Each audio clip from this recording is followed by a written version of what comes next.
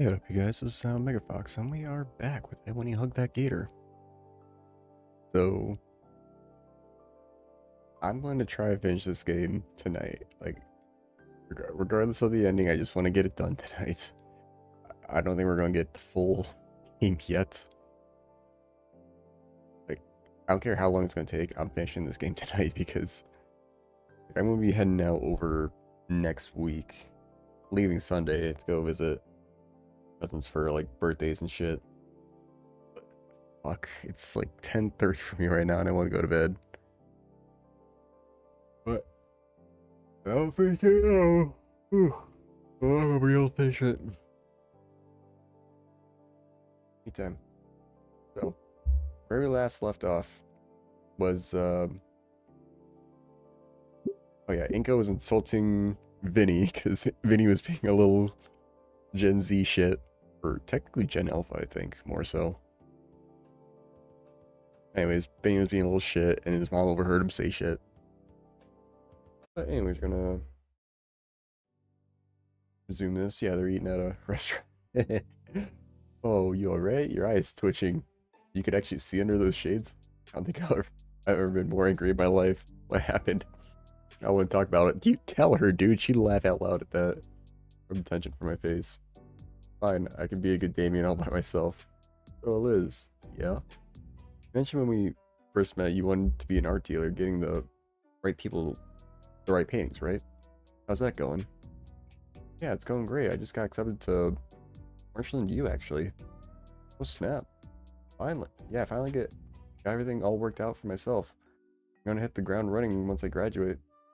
That's pretty cool. I'm still figuring things out. You too, right, Olivia? I got short-term goals right now. I'm interested in what Liz was talking about. Right. I'm sure it wouldn't be a problem for Olivia to replace the stolen painting. What was annoying was having to contact the Treasury and Administration about the broken cabinet. I mean, what even happened?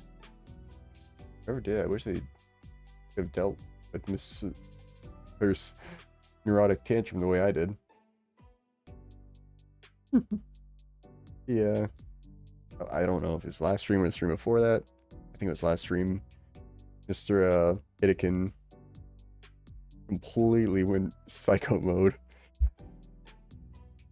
Just destroying the entire glass cabinet in a really nice cinematic. We're still finding glass shards all over the floor, and I get screamed as if I'm the one responsible for it. So they didn't find out who it was, so good for him. Like, even if they did find out who he was taking a big risk at doing that. I got respect for him now. I thought he was a little sketch at first, but he's just a college professor, honestly. A college professor in high school. He only needs to put the coffee mug down sometimes. Jeez. Not a problem anymore. I've already ordered a new display and it should be installed next month. Oh, I got off track. What were we talking about again? The art dealing thing. I'm actually interested. Oh, well, the plan is to be able to open my own business. I saw online, work my way up, having a physical location. Uncle Ferris told me he's willing to help me figure out the legal part. I've already gotten a few connections, some people that might be interested in being involved there. Run some pretty decent prices, for me at least. I'll be selling my own works too. I've gotten better with at painting since the start of the year. Have you noticed? I think you have, yeah. Although since I'm no artist, I'll admit some of the details are probably lost on me. Liz nods. Maybe I'll buy one sometimes. You'll give me a discount, right? Ah, maybe. Olivia, have you painted anything good recently? Yeah, that one piece that Incotech won, kind of. Because she submitted under his name. No. Oh, sorry. It's fine. Well, I got one I really want to be doing. Hang on, let's see those eyes moving again.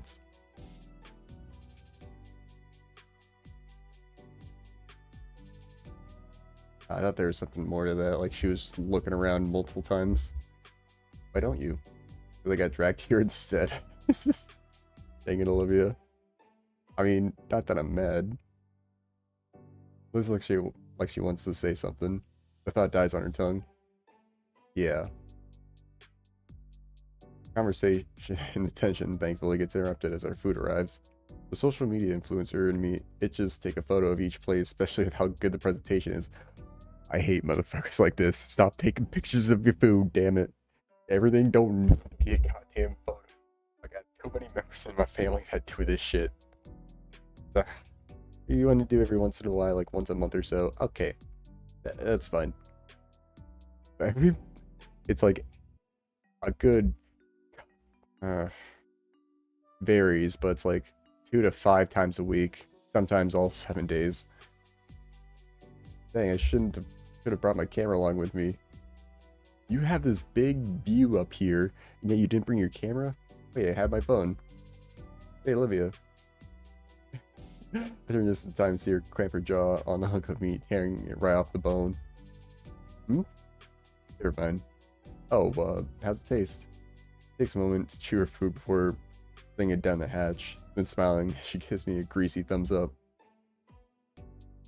This chuckles from Olivia's good review as she lowers her head to get the first bite of her pancakes. Even though her neck is making movements equivalent to doing the happy dance, I'm guessing that the pancakes are good here. You had changed again, and now having noticed, I could almost feel a slow rotation of the room. I savored my onion rings while watching Caldera bluffs pan right by us, taking in the amazing view. I thought to reach out for my camera, already calculating the restaurant's rotation with the proper settings to capture the full 360 panorama I could achieve. Actually, that's not a bad idea. You could have done that with your camera. You had thought about that. In a separate section of my mind recalls the other panoramic of the city I saw. But dude, granted, you don't always gotta do shit. Sometimes it's good to just go out and hang out with friends. The one that is now nothing more but shredded debris. Hey Liz. Brachiosaurus takes a moment to respond as she attempts to cram her snout into her glass of water. Oh, stupid glass, no straw. Yeah. So you mentioned all about wanting to be an art dealer and be a part of that system. I guess it'd be cool if we worked together. Come again? I don't know, it just seems like a decent idea. No, I get you. Now it's Liz's turn to pause from her food. Get upright and carefully tap the napkin on her closed lips. Maybe, but I don't think you'd want that, honestly. No, that'd be cool. I'd like that. Oh. Yeah, maybe. I'm not sure. That's definitely a no then. Not sure. Yeah, I'm trying to get this whole thing off the ground on my own. So there's help, right? Like how you feel about your art stuff. That's different. Point is, it's important to me that my start is as self-sustaining as possible. You just said that you had connections, and your uncle. Obviously, right? Yeah, family and such. Not Let me raises that iconic eyebrow. Friends, or is it just me? Olivia, don't even start to make a scene. I have to do something. Olivia, Liz, come on, guys. Can we finish lunch first? How am I making a scene, Liz? I'm just curious about your life for once. Well, not like this, then. I'd rather you go back to giving me the silent treatment. Holy shit. Oh no. Oh no, no, no. What have I done? Your deal. Baby and Inko want us to be friends. Here I am actually trying, and what? Am I not worthy enough? For your stuck up? Ugh. You didn't want to be our friendship before. You didn't want my friendship before, or Damien's for years. It just sounds a bit like you want to be friends now. You can get something out of it. I want to be friends, just not like that. I thought things would finally get. I thought things would finally start getting good. Love you. There's a lot of people less fortunate than you. You have the support of your friends, all the offers. You can't blame me for if you just ignore both. Liz, let me finish, please. I'm not mad. I envy you. I admit it. Anyone would. Effortlessly getting that attention and help. I hate it. I know, and I know it's wrong, but that's what I've been thinking for a while. See all these things that you have be able you have all these years, you just take them for granted. think it's a wasteful way to live. Look, sorry. I appreciate you guys. After telling me to my face that you'd rather be elsewhere and not here while eating at my expense. You know what, Olivia? This is the most nice I could do for you at the moment because you really don't deserve anything else. Eesh, I don't think I've seen Liz get mad once. Liz. Liz claps her hand over her mouth. Olivia doesn't respond. She looks down at her plate. I'm going to use the bathroom. Oh no. Pushes herself away from the table and goes to the aisle. Exactly my response, Liz. Oh no. I'm sorry, Liz. I didn't mean to snap. Alright, once Olivia gets back, you can apologize. No, I don't think I can. After anything, I think I deserve that much. Good God. The brief is just to get these two talking and have a good time, and it's like a grenade was thrown into the table. Oh, I'm a terrible fucking Damien, let me tell you. Yeah, you're also a terrible fucking Anon. Liz? Yeah? Why didn't it work? It didn't what work?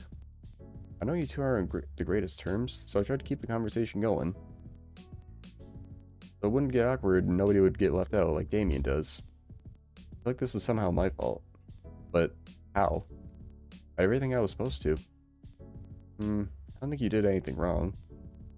This never happened around Damien. Good question, I don't know. Because he's got charisma. And just a happy-go-lucky attitude. Anon, or Inko here, is too timid and straightforward.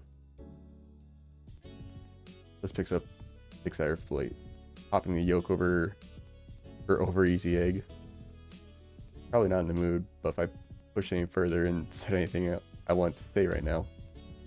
Although Olivia wouldn't like me brooding right now either. There's no options. I try to think of something to do, but nothing. Can't think of doing anything at all. Not without making someone uncomfortable. Worse, them getting mad at me. Or getting them mad at me. I never even anticipate something like this happening. Frustrating. Can't do anything. I can't do nothing, obviously. Not if I want to smooth things over. Right now, Olivia's in the bathroom. She's actually just fooling around the hallway, but the point is that the two are separated. I can work something out. If I keep trying then, I want to make anyone comfortable. I think I'd rather you didn't.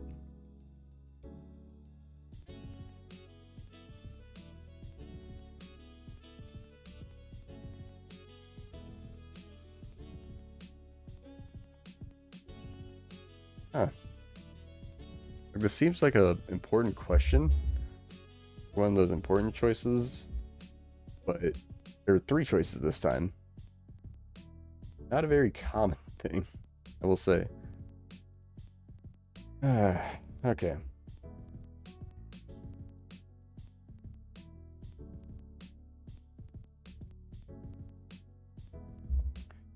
I'm going to save it. Yeah.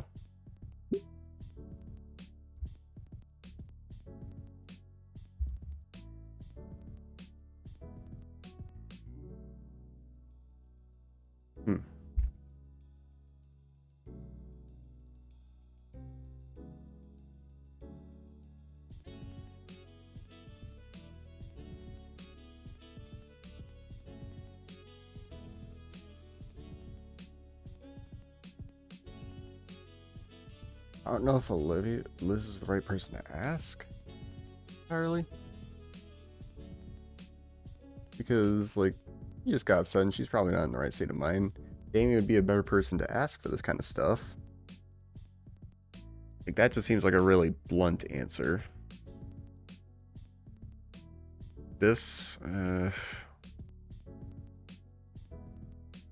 also want to go find Olivia, but...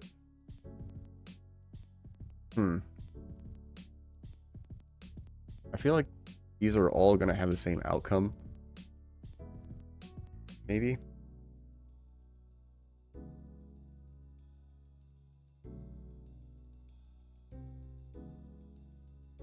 Like, I can see, like, him just asking Liz here, like, what to possibly do.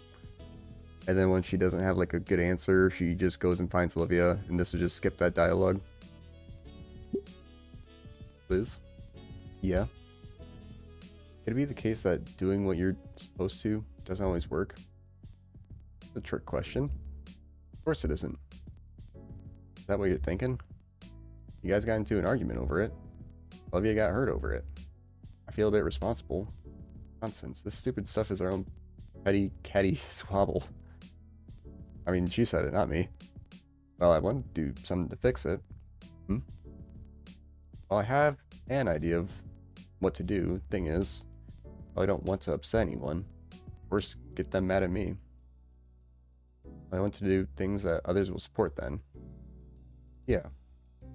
Here, it's not an option, I don't think. It's catch-22, sure.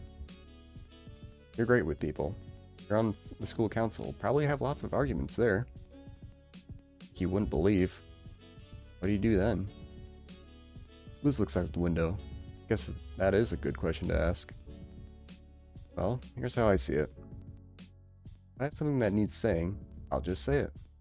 It doesn't matter how others think in that case. Some things you just have to be cold with. That's just how some things are. Oh. Sorry if that's not the answer you were looking for. No, it was good. I appreciate your perspective. Actually a good example of itself. I think it's what I need to hear. Huh, that's a good way to put it. Thanks for the advice. I'll try to make things right with Olivia once Olivia gets back. Sure. Focus on my food and what I'll say. I'll focus on my food and what I'll say while we wait for Olivia's return. Liz offers to trade her bacon strips for a few onion rings. Sucker. I mean, you're both getting a win-win out of this. I don't even know why she got the over easy egg, because if she's an herbivore, she ain't gonna eat that egg. I mean, technically, a lot of herbivores are opportunistic omnivores. Like, I know deer and horses will occasionally, like, eat small birds that are just kind of in front of them. If they're on the ground, still, like, fledglings not really able to fly away. Or, like, little bits of meat, if they can, they will eat it. Finally, Olivia comes rolling back to the table. I'm back. Hey, you were gone for a while. Yeah. Things cool here now? I was actually about to say something about it to resolve everything.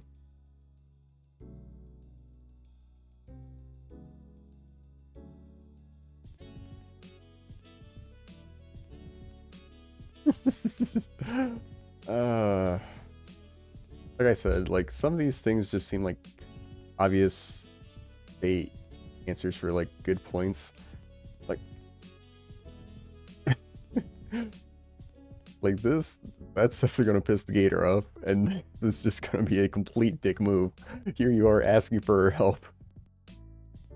And how you say, like, I want everyone to be happy. Liz, you're being petty, you bitch. Alright. I think you both have some good points. Except he's fencing on this issue. He's being an Inko. There's a bigger picture that we all need to see. Deep down, both of you want to be friends. Why not turn over a new leaf starting today?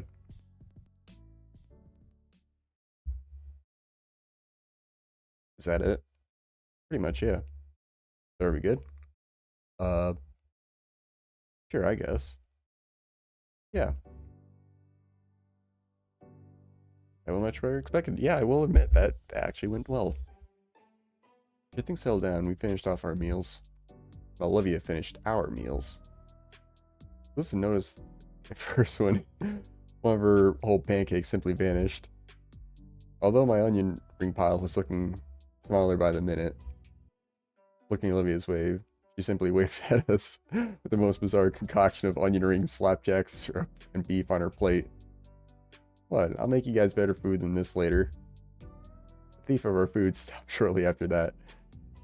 And though the portions had diminished, we all were thoroughly satisfied with the meal. I offered to pay, or at least pitch in with the check, but Liz refused. She insisted since it was her idea to begin with. I'd always figured it was the man's place to pay for a date. And this was a date. Kinda. It was like it wasn't a double date, it was just like a 1.5 date. Third wheel. Like, not even an awkward third wheel kiss. Liz doesn't like Inkle like that. Neither of our hands lifted from the tiny leather booklet. I don't know how long we spent playing tug of war over it. Olivia at least found it amusing, even recording her on her phone. The victory is mine as I managed to palm my card to the waitress before Liz could give her back the bill booklet. Sorry if I'm sounding like really off. I'm just tired as hell. Like I would just read a few words, like take half a second to pause, let's just go back on. With that done, all that was left for us here was making the most of the view. Olivia led the way to the observation deck on the floor beneath the restaurant, and she immediately regretted it, as the blasted cold air even had me shiver a bit. The altitude plus the late fall weather meant the deck was mostly clear of guests. The view was easily worth the cold, as I made a mental note to come back here one day with my DSLR. We slowly moved to the railing so we can take in the skyline, from the bluffs out towards the ocean, along with the city skyscrapers that were dwarfed by the spire. And as I scanned it over, I doubled down on that mental note. Because seeing Olivia's silhouette in this beautiful view is... Liz, you're ruining the moment. I don't get how you two can stand this temperature. I mean, Olivia at least has a jacket on 24/7. He also has a jacket on 24/7. You got this tank top and skirt. This doesn't look that cold. All she's doing is rubbing her arms in a theatrical manner. I'm gonna be by the elevator, okay, guys? I'm gonna be by the elevator, guys, okay? Head moves next to Olivia, and there's a hush whisper shared between them. Finally, Liz's body turns and leaves, her head following shortly after with a beaming smile. Olivia? Don't ask. Her eyes remain on the horizon. Maybe it is a little colder, though, as Olivia's face is slowly turning red. Maybe he'll offer her his jacket. Something up? Well... Her eyes trail down. Her hands raise up until she's carefully examining her wrists. I watch as she carefully tests her wrists, winching occasionally as she slowly flexes and rotates her hands. About the painting. Not until you're better. I know. I'm thinking about it. I'm going to be way out of practice when I'm all better. You're going to practice? She smiles and she turns to me, probably excited about the proposition of starting work on that soon. Yes, I had the mental image for it in my mind and everything. Smile lessens though, and her tones becomes uneasy. I just want to make it perfect. I have the mental image, but I won't have the skill. Plus, between the carpal tunnel and rushing out all those pieces for Mia, I think I understand what she's getting at, but Smile's back again. Once I paid again, I need time for practice. I want to show Mr. Itiken the greatest piece I can create. Do you need anything? My words cut my thoughts off. Nope. I have all the paint and... No, I mean, do you need any help with your practice? Her face goes red again. Maybe.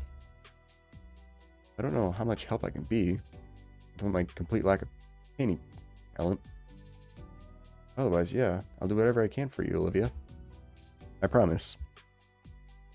I cemented with a smile and a thumbs up. Thanks.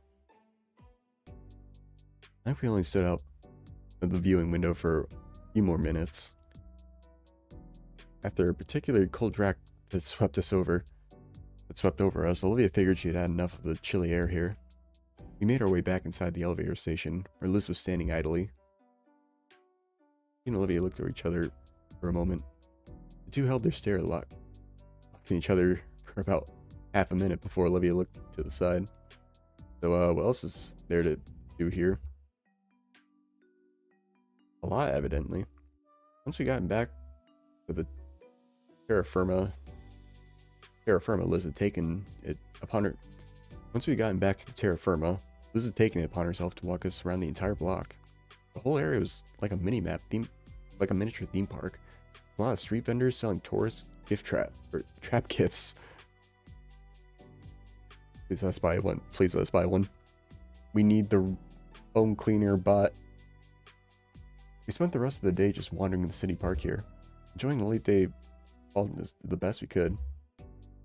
Eventually, as the sun sunk below the horizon, Mr. Ferris found us. I'd forgotten that we'd come down here in the first place because of a business meeting of his. Liz and him waved us goodbye as they broke away and headed for the parking lot. While I pushed a very tired gator girl to the metro station, I don't think she minded it much, honestly, as she clutched her tail to her chest and used it as a makeshift pillow. It looks so sweet like that. It's the perfect background for my phone. You must never learn of this thought. You must never learn of this, though, because I don't think I'd survive. But it'd be worth it. Take that damn picture. After going home that night, Olivia texted me all night and well into the morning. We ended up talking all sorts of things. Mia, our art, various shows, just about everything. Never seen her that excited before. Someone with sore hands, she sure types fast. For someone that doesn't like talking at all, she sure types a lot. Certainly can't keep up. When she didn't want to talk, she sent more doodles and sketches. Wasn't really an option on my end either. Guts' doodle ventures were quite entertaining to read. Then we've been texting more every night. Not as much, since I do need my sleep. Right now, I'm just waiting for art class to end. Mr. Triggums is apparently one of those substitutes that demands complete silence until class is over. Doesn't care beyond that. But even though I'm sitting about 2 feet away from Olivia, we're having to text each other. I'm quite the storyteller with these doodles. Right now, as I try to keep up with the tales of Guts fighting beat him. Nope. Catherine, another pick. If our muse that do for me. What's he writing again? He's piloting the main cone from Gundam Finn. Giant robot from one of the shows she's been wanting us to watch together. I mean, we would. I totally want to. Just Olivia and I, sitting side by side on my couch. Maybe as we're getting tired, we start leaning against each other. Rose catching feelings. I couldn't even offer to keep her warm. Bzzz, glider. Whoops. Catching my phone on the precipice of my desk, I see that Olivia sent a even more detailed version of the previous Guts drawing. This is why, for how dumb it is, Finn is still fun to watch. I don't get it. You know, didn't get your phone just now. If you'd watch it, you would. Yeah. Like, so many people would just understand if they actually watch the shows half the time. One day, maybe. Only if it's with her. One day, yes. Her bro's catching so many feelings. He's just not admitting it, and not admitted it, like, basically a third or a quarter into the game. This, I don't know how long it's been, but he's still just kind of playing like, oh, I have feelings for her, I like her, but I just can't admit it yet. Or at least tell her. Ah, crap, teacher. Don't lose my phone. Okay. After a couple of minutes without an alert, I accept that the Gator Girl is really done for now. The quick look at the clock. With a quick look at the clock on the wall, I figure I got a few more minutes before I absolutely must hide my own phone. Iken's been out for about a week and a half, so we've been stuck with Mr. Triggums. Apparently he doesn't like electives. I swipe back, looking through the pieces she sent me over the last couple hours. All the references go over my head, but the few that don't really a hearty chuckle from me. Maybe it's the more detailed ones. Drawings that'd be good enough to actually remember. I smile as I save those. I didn't mean to ask if she finished one. Back when she started doing this. I got around to it. Simply saving it in a folder. A folder that's grown to a couple dozen now. Glory! Would Jerome Clarkson please come to the office? Would Jerome Clarkson please come to the office?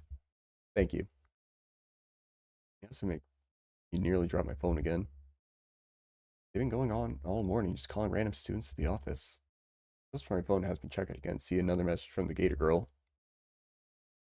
Never mind. acting weird today.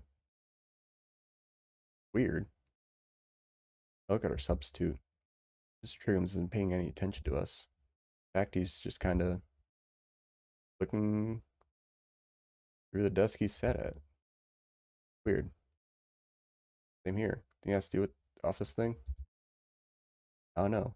I mean, I think it was the short day, maybe. That was another thing. The entire class realized something was up. How fast class periods were going today.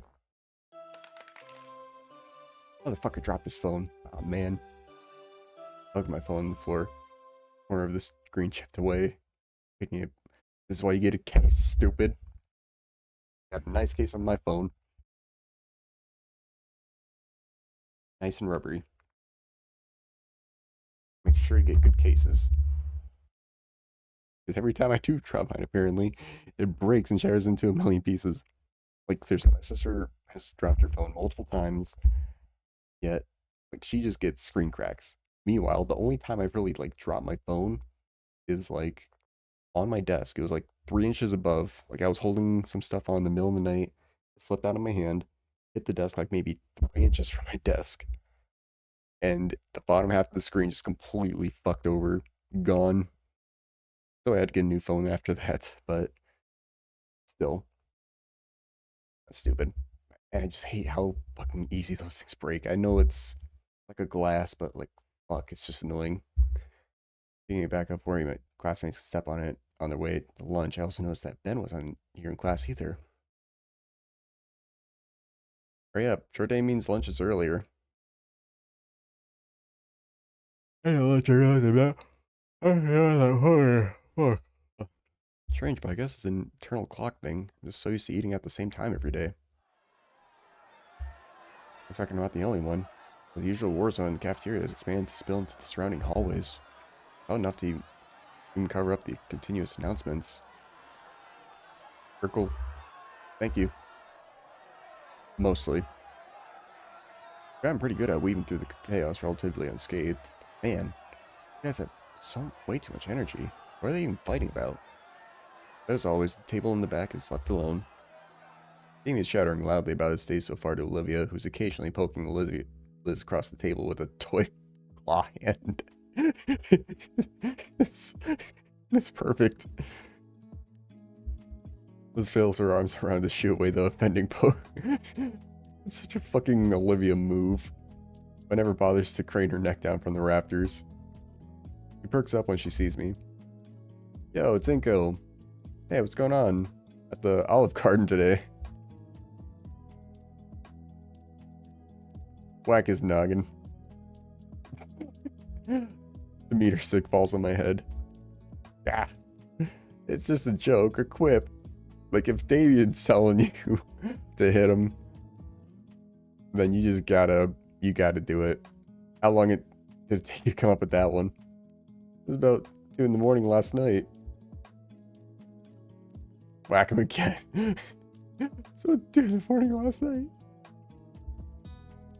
Davian's out for blood today. Hey, that's $10 I've ever spent. It looks a little familiar, doesn't it? Yeah, that's what I thought. Yeah, that's what I thought when I saw it. It's like the real one. She'll pull you for saying dumb stuff. Bite me. She makes the head nod on my face a little. I'll go sit somewhere else. Dude, I got a new friend here. New friend right here. Ooh, wow, I have an actual friend here that's addicted to makeup pheromones. That makes me so happy. Your ventriloquism needs a bit of work. I think it's a little weird. I'll live a little. Says, say, you guys aren't eating either? It's too early. I'll just eat when I get home. Lunch ladies don't really try on half days. You don't they not try normally? The difference makes itself known. I was out for like a week. I was gonna steal some of whatever Olivia makes later. Get your own. I've changed my mind. She has too much power. This is great. Olivia reaches over to nod Damien again, and I snatch it out of the air. Ah, no. Aimed to hitch it right to Olivia's snout. Bullseye, it's clamped shut. The evil is defeated. I'm giggling like a schoolgirl. Olivia uses the chance to grab the handbag. Fine, no more claw today. Hastily stuffs the plastic toy in her backpack. After some more small talk, Damien's attention wanders towards Liz, who seems to be lost in thought. Hey Liz, what's in your head? Well, I was just thinking about earlier today. I was talking to Principal Scalar this morning while running some errands for Suko. She was really out of it. Out of it? Yeah, like she didn't want to be here today. I tried to cry, but she clammed up. I've never seen it like that before. She must drink bad coffee or something. I don't think that makes people sad. I can tell you from experience. It just makes you really have to... Like I got a text. Liz pulls out her phone, craning her head down to get a better look at the screen. It's from Ben. Come. Having a student council meeting. Huh? Only it's a bit more formal than that. Guess since it's a half day and all. Oh, well, duty calls. Sorry you're having to leave early, guys. No worries, Liz. We can meet up after school. Sounds cool. Sounds good. I'll see you around. I'll see you all later then. What do you guys want to do after school? I don't know. Maybe we can hang out at my place. Too cold to get back and too cold to get in the pool, but I'm sure we can think of something. I look over to Olivia, who doesn't seem to have any objections to the idea, but no input of her own. Got any ideas, Liv? Like, it's weird that he calls her Liv sometimes, because I think of Liz. L-I-Z and V. We could do some stuff. Like charades. Yeah, make it into a game of sorts. That sounds pretty fun, actually. I could really write the floor with Olivia. Oh, save your breath, Nito. He actually called him by his last name. Nico G. Nito. You know, my stuff will own you in your chicken scratch. Wanna bet? Ah, that's a sucker bet. Alright then, loser has to pay for food. Deal. We shake hands, making the wager official. Uh-oh. Olivia Halford, please come to the office. Olivia Halford, please come to the office. Thank you. The monotone voice of the intercom, combined with the strange atmosphere of the school, started to unnerve me. We all look at the gator girl, who rolls her eyes and starts wheeling away from the table and towards the exit. After she had left, everything felt more off. Lunch came to an end, and the school day was close to the same. A couple more periods before we can hang out somewhere with all the extra free time. I look at Olivia's desk. Empty 5 minutes into Still empty 5 minutes into Prockling's class. I mean, yeah, she hates this class the most, but it's really become a habit at this point. It's like it's become a habit of me to write an extra set of notes for Olivia. I look at the two mostly blank pages in front of me. Like with our other teachers, I notice something's off with Prockling. Barely says anything, instead just asking us to read the chapter on the Great War. Maybe just as asked, and 5 pages in, I can say without a shadow of doubt that it was the stupidest reason for a world war to break out. A bunch of European countries unhappy with being ruled by a bunch of other European empires decided to revolt and dragged all their allies into the quagmire. I'm really struggling to make sense of the information, made worse with how dated textbooks are. Seriously, they're written so bad that it ought to be a crime. It oozes pro-Gilded Age corporatism. The kind that genuinely believed that anything bigger than a gathering of 10 people was a form of unionism. Aside, I busy myself taking notes for myself and Olivia. I do, my eyes continue to wander the classroom. But is interested in the subject matter. I look over to Prockling. She herself doesn't seem interested in the subject matter as well. In fact, she's just kind of staring off into space. Highly unusual, considering how much emphasis she put on proper class focus. Yet there she is, spacing out like she's no better than the teenagers she teaches on the daily. I wonder with, like, all the teachers being out, like, if Miss Brockman would, like, call in a hit from Sully, like, would the ball actually hit the right target? I want somebody to raise my hand and ask her a question and snap her back to reality when the room speaker comes to life. Would Incognito please come report to the office? Incognito, please report to the office. Thank you. I look up to see Mrs. Brockling. I got called, but she's still the arbiter of who leaves her class and when. Doesn't meet my eyes at all. If anything, it looked like she's actively trying to avoid eye contact. Pack my things and shuffle out of the classroom. All the while, she stares and murmurs from other students grow even more intense. My mind immediately begins to wonder, why am I being summoned to the office? Sure, calling a lot of people. Maybe it's related to 2 weeks ago. The only thing keeping me company on my march to the principal's office is the sound of rubber soles on the tile. I must have spent a fortune on polishing these floors. Not long before I noticed another pair of footsteps coming from somewhere ahead of me. I squint my eyes, quickly recognizing the figure that approaches. It's Ben. I guess the student council wrapped up their meeting. There was no sign of Liz anywhere. The pair sort of makes its way closer. I notice he has a complicated expression on his face. Hey Ben, what's going on? He flinches as I call his name, looks around like a lost child before he spots me. We make eye contact for a few seconds, but he doesn't say anything. Everything alright, dude? Suddenly he turns away and continues down the hall. A sinking feeling takes hold of my chest. I almost try to speak up and stop him, but I can't think of anything to say. Guess I'm better get going.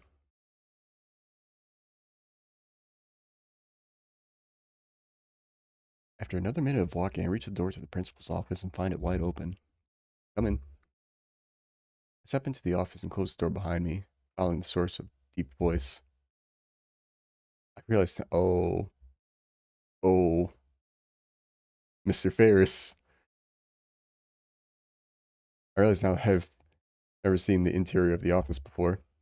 It's fairly standard for an office. A long wooden desk, a filing cabinet, a few potted plants, and a couple of shelves for storing all sorts of things. However, on closer inspection, I notice things look a lot more disheveled than I expected. Disheveled than I expected. All the folders are strewn across the desk. One of the filing cabinet drawers hangs open. Potted plants are either overwatered or wilting. It's really Scalar's office? Mr. Nito. My attention is suddenly pulled away towards this hulking figure sitting behind the desk. I can only imagine what the office chair is going through right now. Sir, is everything alright? Have a seat, please.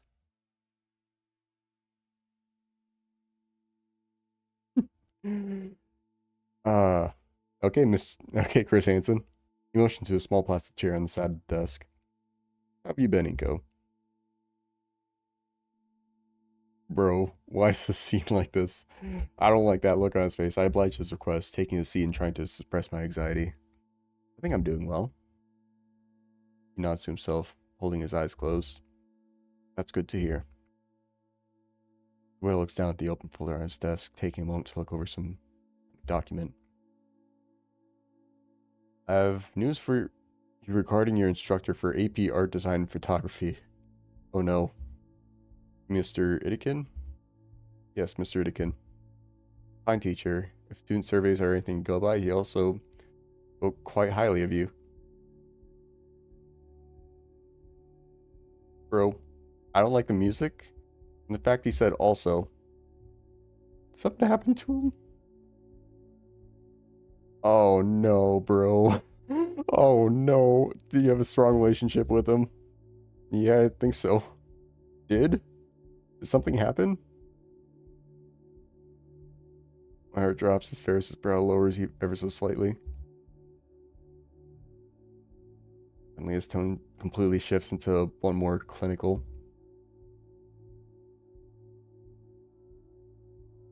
Over the last 2 years, Mr. Aiken has been suffering from a rare form of frondoroso.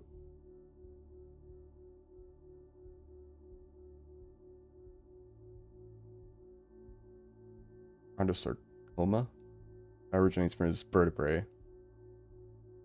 It's almost heavy. I don't quite know what ailment you just named.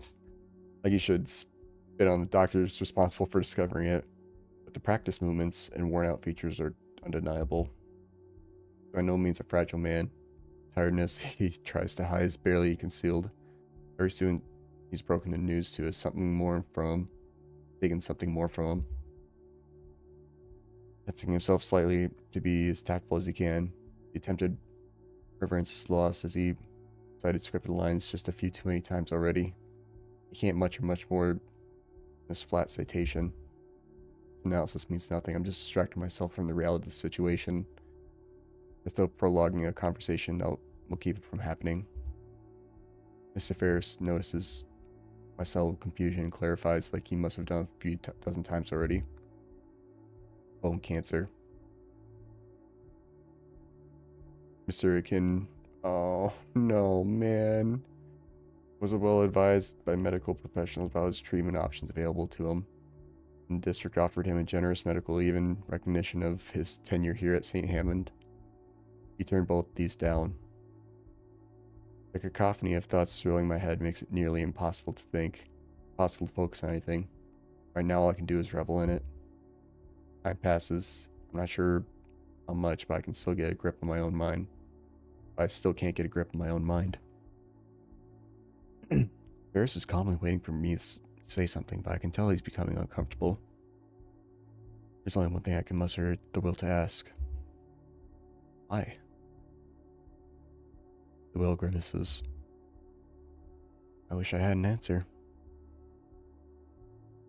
Inflection tells of his own questioning thoughts. The exchange seems to give Ferris some energy to continue, however. On Sunday, Mr. Itikin was hospitalized due to complications with his illness. He passed away the following morning.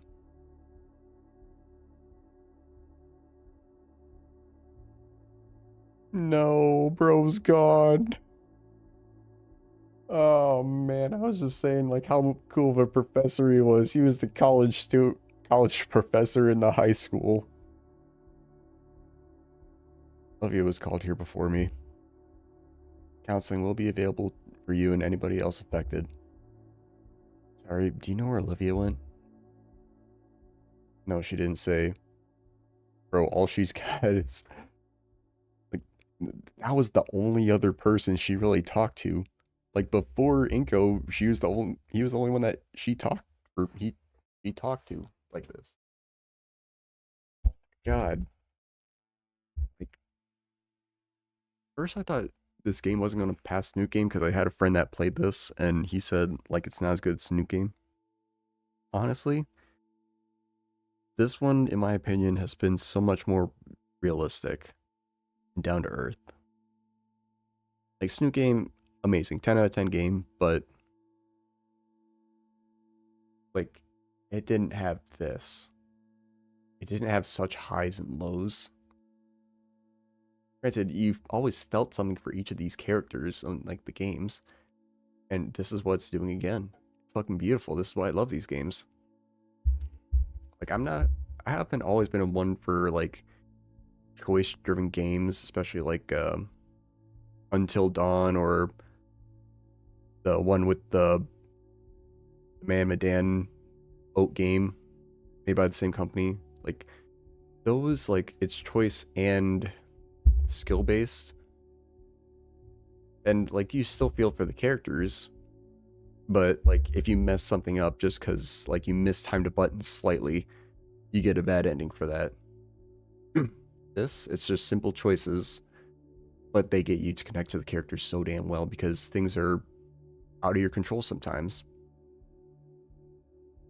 But anyways, let's get back to the game. I'd like to go now, Mr. Ferris. Yes, feel free. Stand up from the plastic chair, pushing closer to the principal's desk.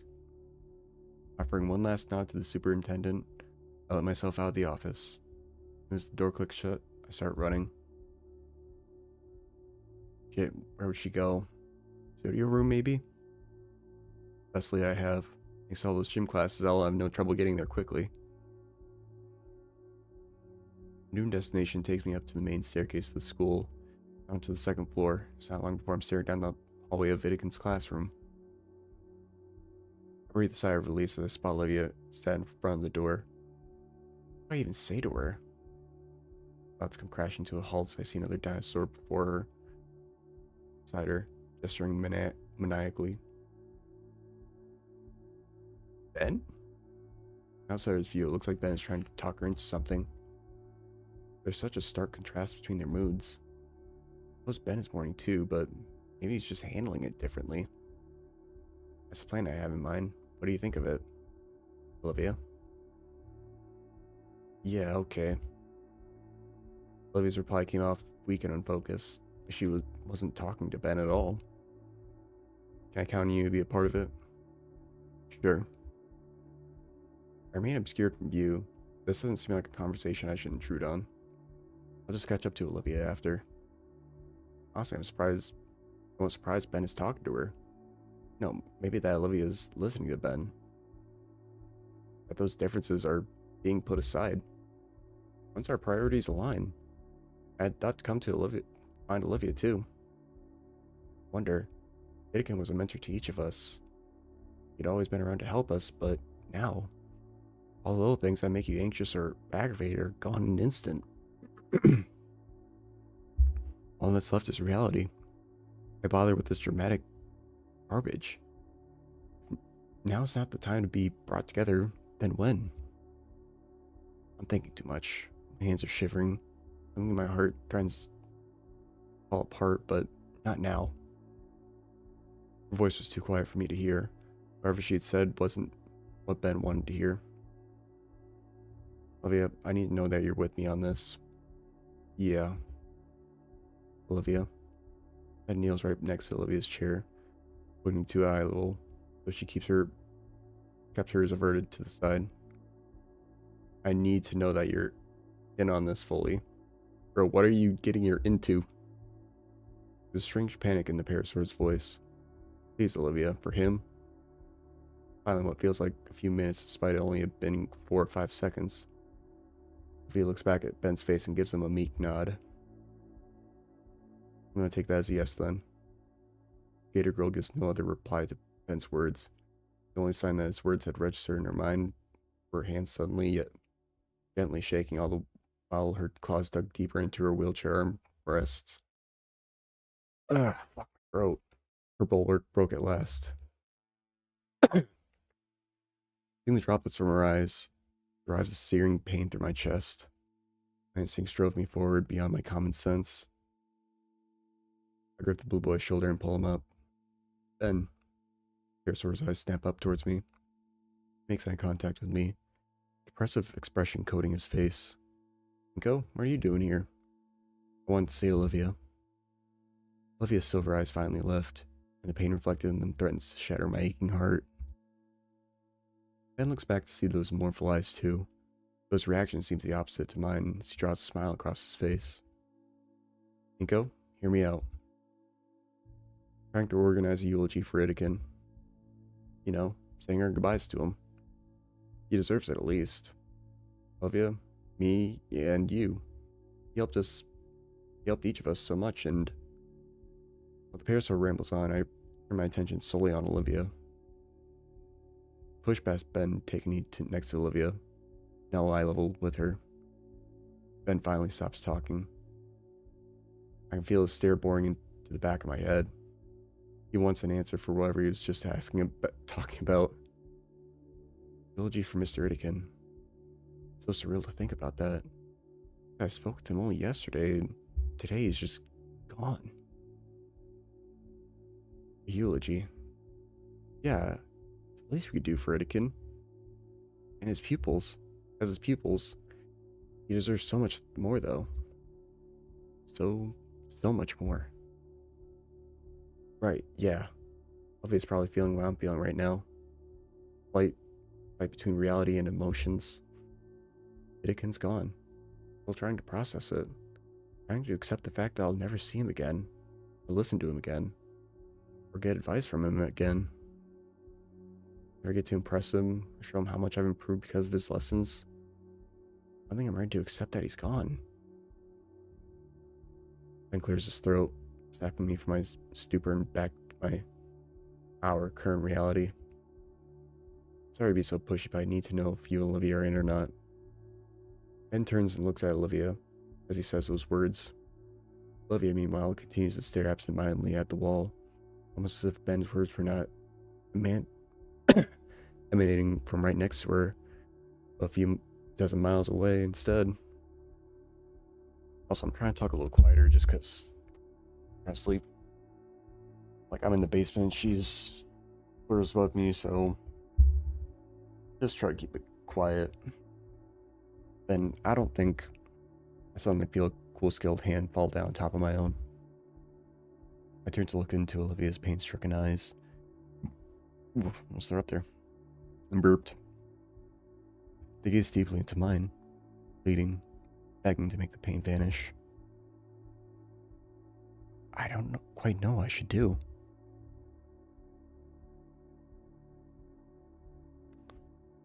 Oh, fuck.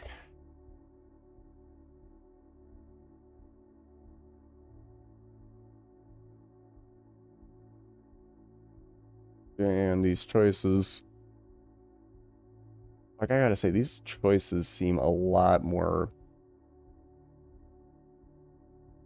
harder to make in this game as well.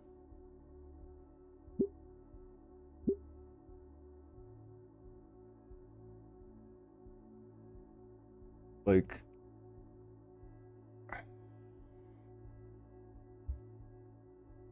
I think it would be a good idea for them.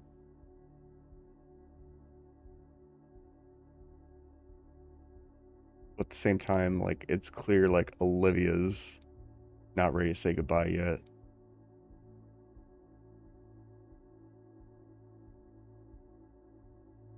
Like, I know eulogies don't need to happen, like, right away, but just kind of remembering it again, like, for who he was. I think Ben's right here. Fuck.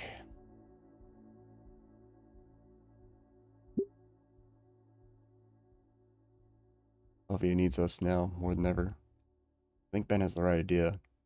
What Anakin would want.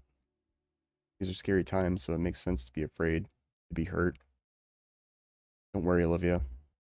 Place my other hand on Olivia's reassuringly. I'm here with you. We all are. Ben is extending the olive branch here, right? This is what I was kind of thinking, kind of like the situation with Liv. Or Liz. You just need to accept it. Ben gives a tense, shaky but approving nod. Glad you guys are seeing the situation for what it is, and just how important that is, that we make this eulogy something beautiful. Olivia glances around hazily, her voice broken. I don't want him to be gone, Inko. There's too much that I didn't know, but we need to face reality. We could do it together. I'm not ready. I'm not ready to face anything at all. I know it's okay, Olivia. I know I was close to Anakin, but you clearly meant so much more to him. Him to you. He was the only teacher that seemed to really care, right?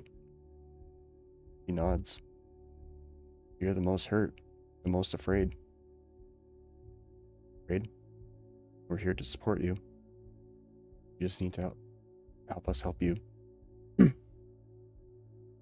Not ready to face reality? We can help you think straight. Face it together. Can you do that? Our eyes rove over both Ben and I, and back at our interlocked fingers.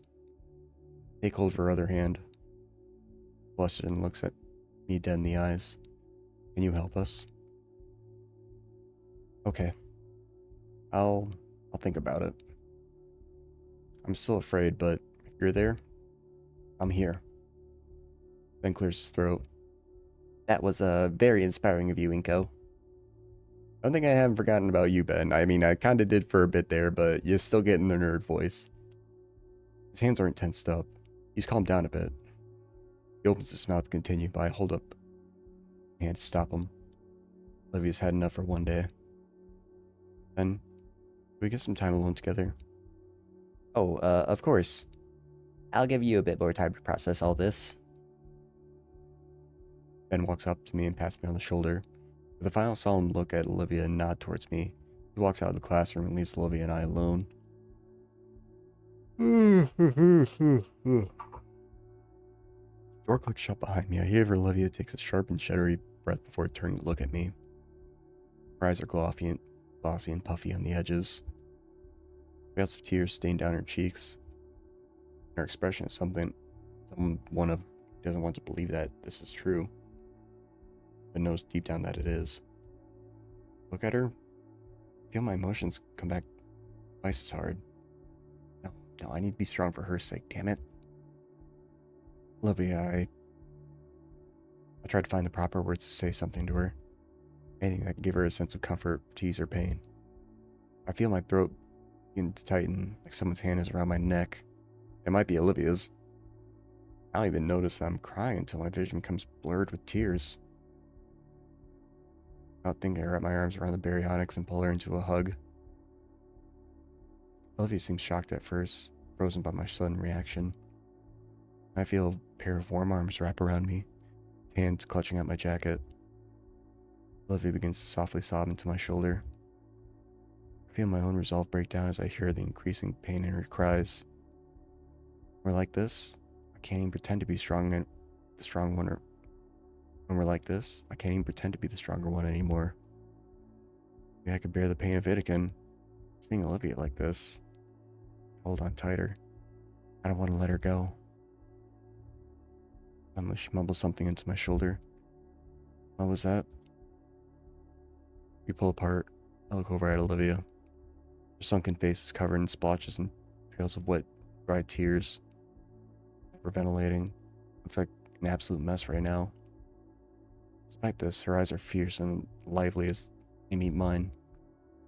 I need to do something. Right now?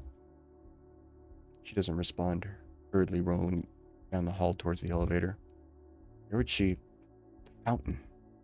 The only place she could be going. Step forward to follow her, but stop. No matter how I try, I can't continue. It's Olivia's promise, not mine. I have no right to intrude in like that. My hesitancy robbed me of any choice in the matter. She went alone. Oh, fucking idiot. Alone in this freezing weather? She's going through this? What the hell was I thinking? I start my silent march through the halls, out the building and into the frozen wilderness.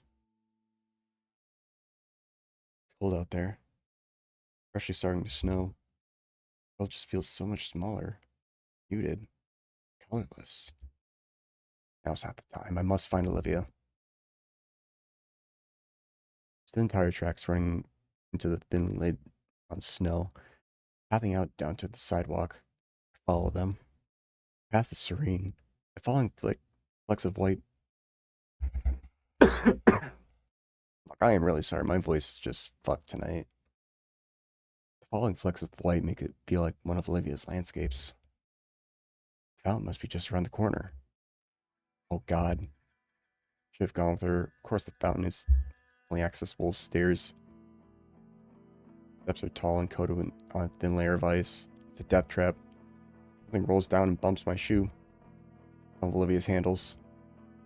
Face flashes with heat and my blood runs cold. Oh God, I can't lose two people in one day, please. I will myself to look up. 8 steps. Olivia's wheelchair is toppled over on its back. Seat ripped, wheels spread, it's unrecoverable. Olivia's 2 steps further, halfway onto the next ledge. Her arms reach up for the next one. Olivia stops and slowly looks back. A look of shock and humiliation at being seen like this. She turns back and starts pulling herself up to the next step. Olivia, take a step up and catch myself. I wonder if she got even this far. I find my balance and start marching up towards her. Her arm slips on the ledge and she falls back. I caught her in my arms from behind. I didn't make it. She looks up at me, eyes still filled with tears. Carefully set her down on one of the steps.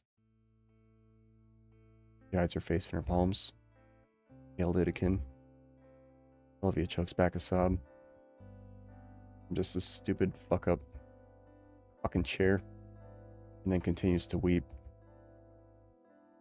I sit there and stare for a moment, trying to figure out what to do. I really haven't ever been in a situation like this. Poor girl is shaking, whether it's from the cold For her situation, I don't know. Thankfully, I wrap my arms around her and pull her close to me. Olivia shifts her body accordingly, and we go up in an embrace. Her sobbing comes down to just occasionally hiccups. Her body is no longer sapping the heat from me either. I'm sorry, Inko. Sorry for what? Everything. Being an asshole. Being a failure. Making you waste your time on me. I'm just awful. Don't say that. I love you. That's what I wanted to say. Now isn't the time. I'm your friend. You know that. I'm here for you in the same way you're here for me. Olivia breaks away from her hug. Her face is tear-stained. She isn't crying anymore. She's looking down at her wheelchair. You have a spare at home? No. Stand up, looking up the stairs towards the fountain, and back to Olivia. I can call Liz if you want. She can come pick us up after we're done. Don't worry about your chair then. You're not a failure, Olivia. We're getting you to that fountain. I reach my hand down towards her. Olivia's confusion erodes into a soft smile, and she stares at my hand, and then back at me. Come lower. Let me grab your shoulder. I've done this a few times before. I lean in closer. Olivia pivots as best she can. Once more, she uses her tail as an anchor in place of her legs. She's holding her up pretty well. Never considered it, but that tail must be pretty muscular. Let's go. I want to make Itakin proud. Upright, Olivia, that's cursed. I climb up the next step, planting my foot on the solid ground. Olivia waits for me to stop before quickly moving her tail up to the next step as well. Sort of like for each one leg. Simple enough. Now only occurred to me how close we are right now. How close, I mean I'm practically cradling Olivia against my side. Up another step. Eventually make it to the top. I managed to shuffle to the fountain. You can just put me down right here. Alright. I gently lower Olivia down and place her on the lip of the fountain. There's just enough space for her to sit alone along the edge. With one leg resting on top, the other hanging off. She looks into the still water in contemplation. My eyes follow hers, focusing in on points that have settled to the bottom of the fountain. Hard to see through the opaque ice. Wait, how's it still going if it's freezing out and ice is forming like that? Like, I don't really see fountains going during winter. I left my hands in my pockets for warmth, feeling the skin of my knuckles start to split already. Fingers trace over the quarters I'd usually use on our lunchtime drinks. Achoo! Powerful sneeze draws me away from my meandering thoughts to see the gator girl quiver in the cold concrete seat. Damn it.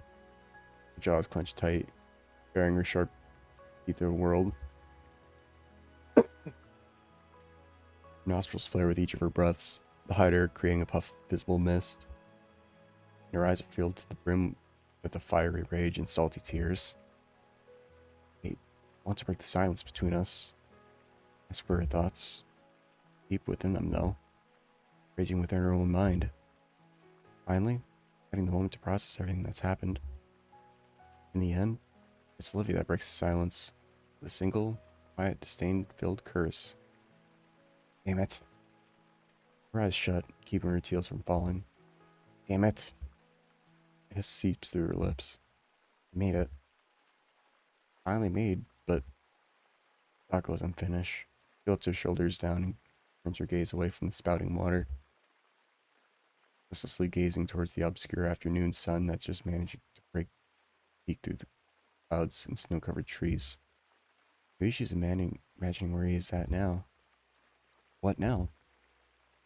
I withdraw my hand from my pocket, holding it open for her to see the pocket change in my palm. Scanning over the water features before us, I think back to all the times I wanted to do just this with someone else. How about we make a wish? Olivia's brow furrows as she glances off to the side.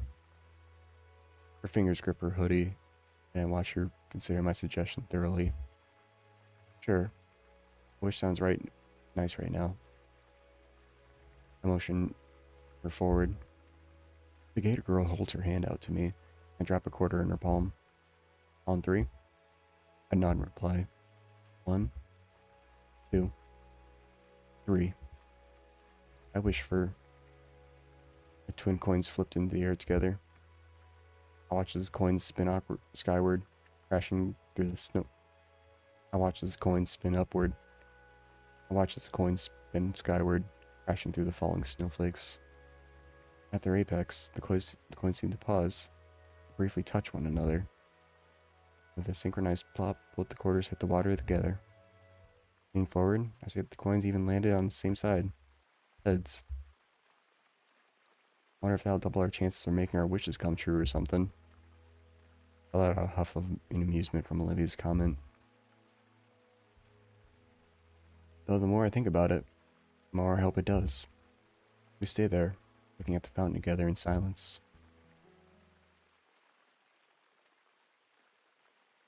For a moment, it feels as though time has stopped around us. I'm just gonna save this here.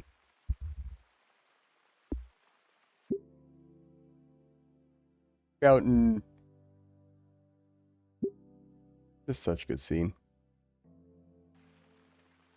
For a moment, it feels as though time has stopped around us. And Olivia experiencing it.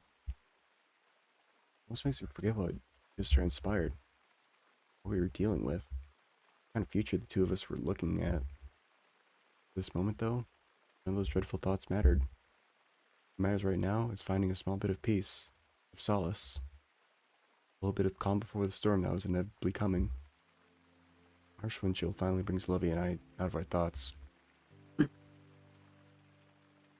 Oh, there's this music. Hey, I'm sorry for being super distant earlier. You don't have to apologize for that, Olivia. Everyone goes to these sorts of things differently. I know, but I just feel bad. I know I'm not the only one who's sad that Etienne is gone, but... Pause makes me stop and turn around to face her. I can see in her face that she's trying to form the right words. Etienne was the first person who I felt was a role model for me. He didn't just believe in me. He made me believe in myself. Not just for my art, but being able to succeed in general. I knew that Etienne meant a lot to her. I never realized that he meant so much to her. More than anything, he actually cared about me. About my thoughts, my dreams. Felt Olivia's lips tremble as she struggles to voice the thought. Normal. Probably sounds stupid saying that. Shake my head in disagreement. You don't. Mr. Etienne was important to me as well. Okay, Olivia, I know how you feel. You gave me some of the best advice I've ever gotten from anyone. Encouraged me to follow my dreams like you. Wish I'd met him sooner. This moment of silence between us, the air filled a mix of sympathetic emotions. Shared sadness for the passing of someone that made an impact in both of our lives, but a sense of thankfulness that he graced our lives. Because we both got our issues, huh? Yeah, guess so.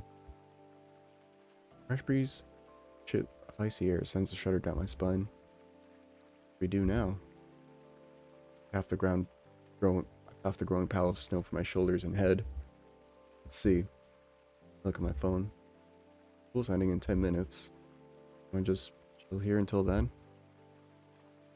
No pun intended. Sure. I look around, noticing a tiny bench for nestled against a tree. The air girl must have noticed. She's already holding her arms out for me. I recall something. A certain pair of raptors. I kneel down, facing away from Olivia. I feel the icy flakes melt off me as Olivia leans against me again. Powerful arms wrapped around my shoulders, clawed fingers digging into my jacket. Fingers locked together to form a makeshift seat for her behind me.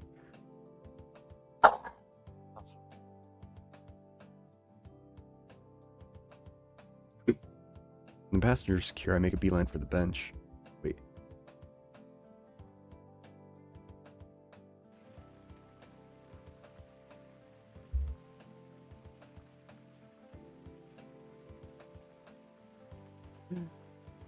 Is he doing like the ride carry thing?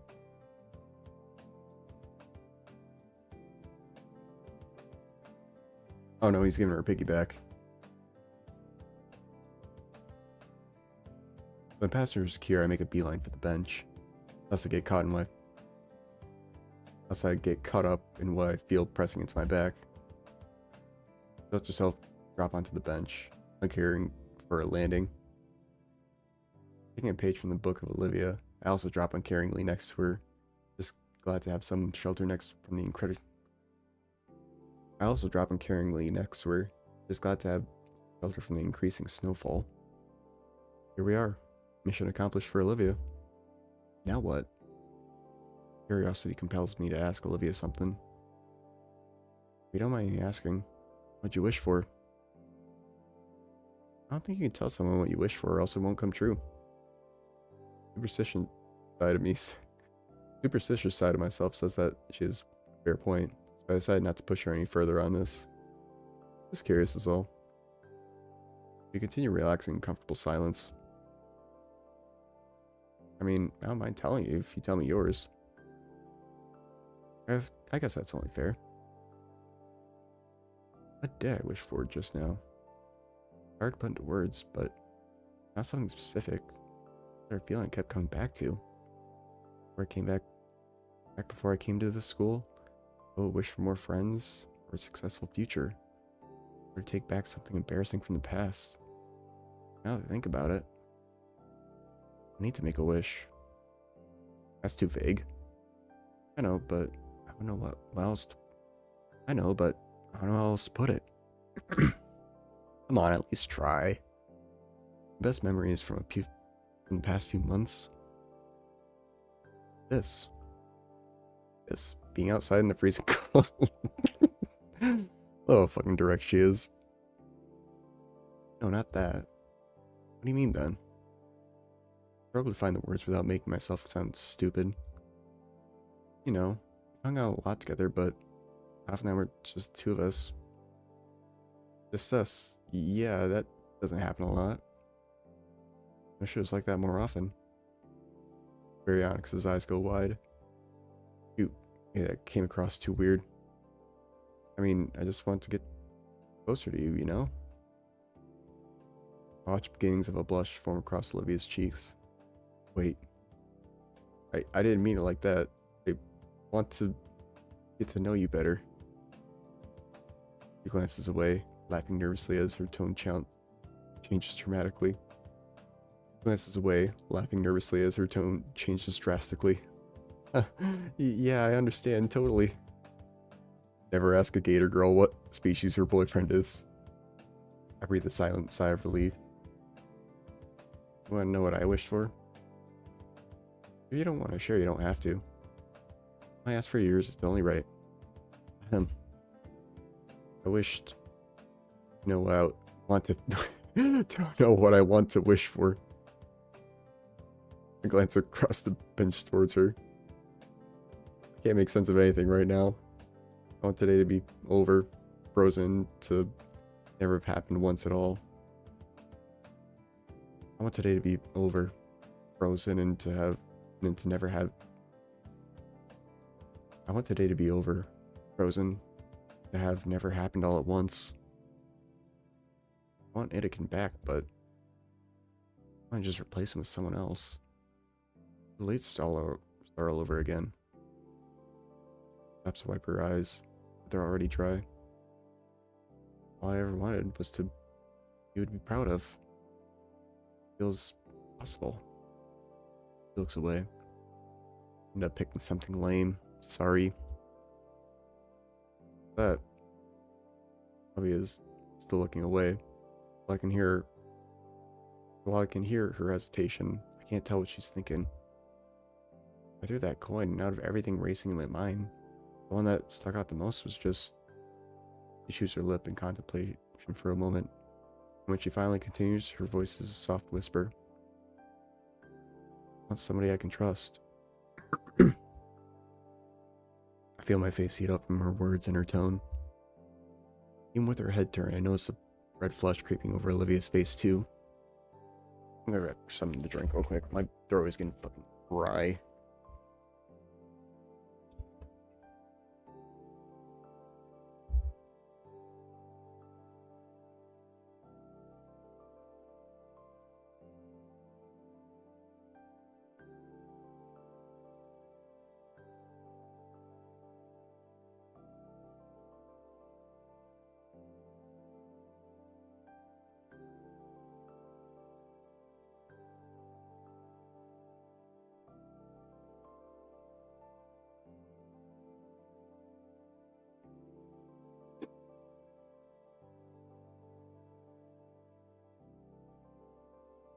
Yeah, it's a little better.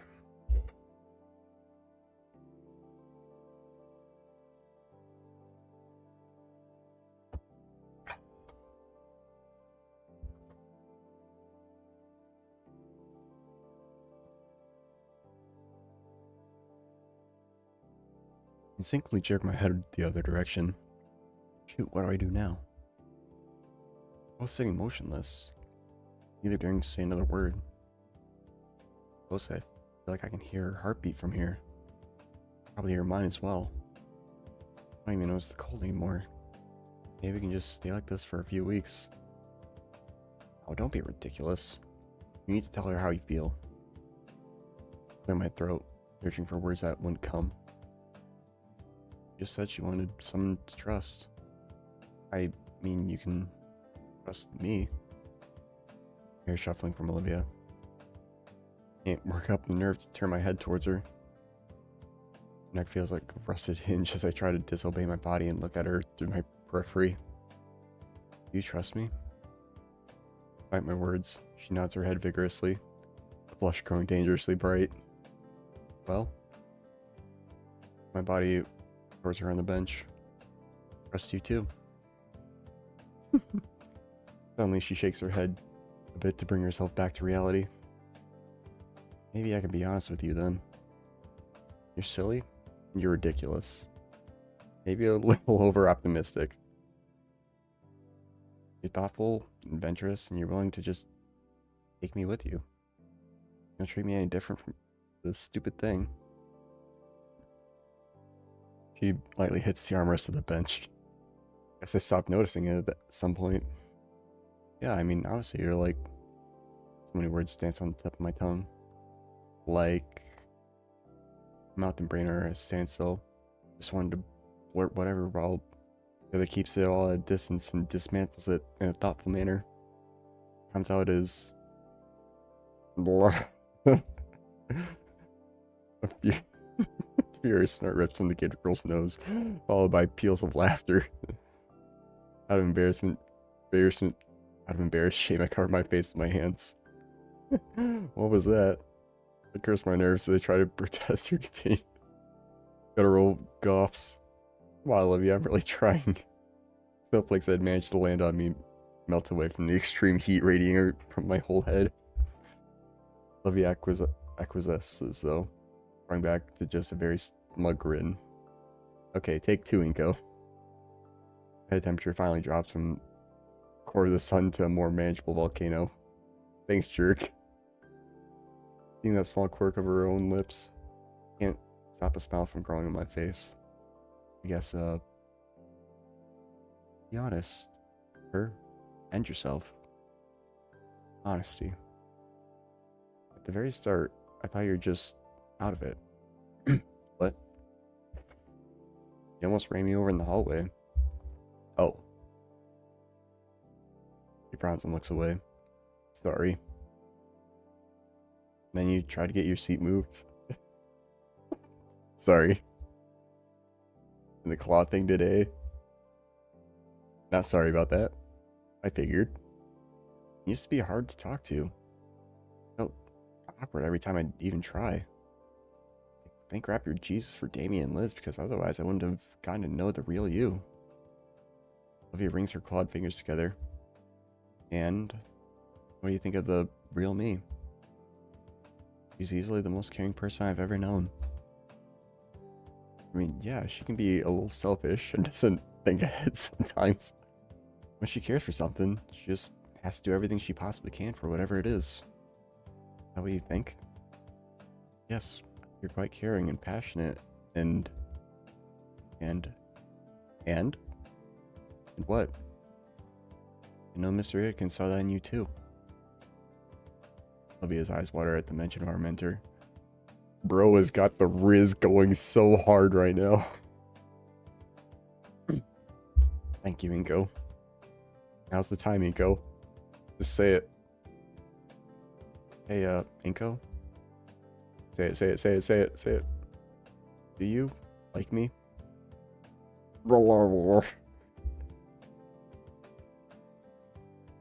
Yes? Why does talking have to be so hard? Prepare for Olivia's smug one-liner to crush my weak confession. Instead, I watch as Olivia brings her hood in her eyes, hides her eyes with it. Really? For some reason, seeing her like this fills me with a well of confidence. Yeah. Can I hear you say it? I like you, Olivia. I don't get how. Her peels away just enough so I can see her shimmering silver eyes. How'd you like someone like me? Well, I like you too.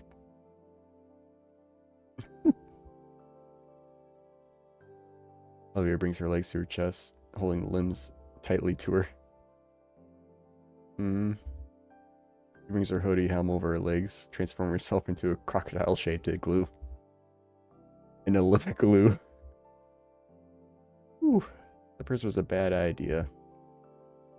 Oh crap, yeah, you okay? Fine, just call someone. I cough awkwardly and I get my phone to call out to call Liz. Hello? Inko, is that you? Aren't you supposed to be in class right now? Scalar let Olivia and I out early. Oh, okay. I was told about Professor Aiken. I hope you're doing okay. Yeah, I'm alright. I'm with Olivia by the old park by the school. Her chair's busted and we're kinda stuck. There's a keening whine from the bundled crocodile next to me, her tail wrapped around her as if to hug herself. Broke? In this weather? Are you two okay? We're fine. Can you come pick us up? Sure, I think I remember where that is. I'm at the principal scaler right now. Fuck off, Steam. I didn't ask for the summer sale. Like, I know, like, summer sale's going on right now. I didn't want it. Where was I? I'm at Principal Scaler right now. Once we're finished, I can get you two on the way home. Oh, excuse me.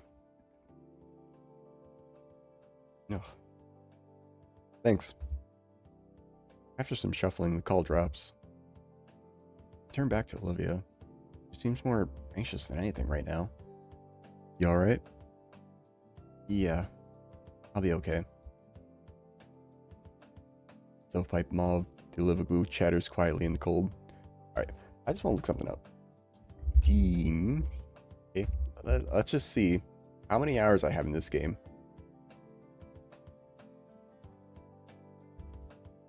Library. Hey, when you hug that gator. 12.6 hours. Granted, a lot of it has been talking on my part. But it took us 12 fucking hours just for Inko and Olivia to admit they finally like each other. I was within 6 hours total of playing Snoop Game. Granted, I only played like maybe 2 hours at a time. And each time was fucking amazing.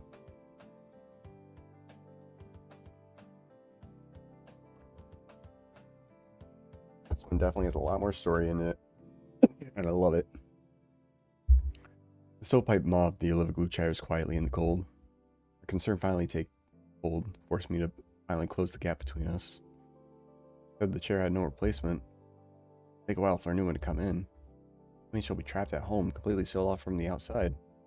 Man. Beginning of Olivia's annoyed protest, I have exposure. Becoming a grumbling acceptance, I wrap my arms around her in shivering form. As I wrap my arms around her shivering form. You're lucky you're warm, Inko. Yeah, I definitely feel it. Her body shifts and nestles closer against me. Olivia's tail lays on my lap. Shivers reverberate through most. Olivia's tail lays on my lap. Shivers reverberating through it the most. I lay my palm on top of it, feeling the cold limbs shaking slowly still. Long distant trivia about limbs losing heat the fastest springs to mind.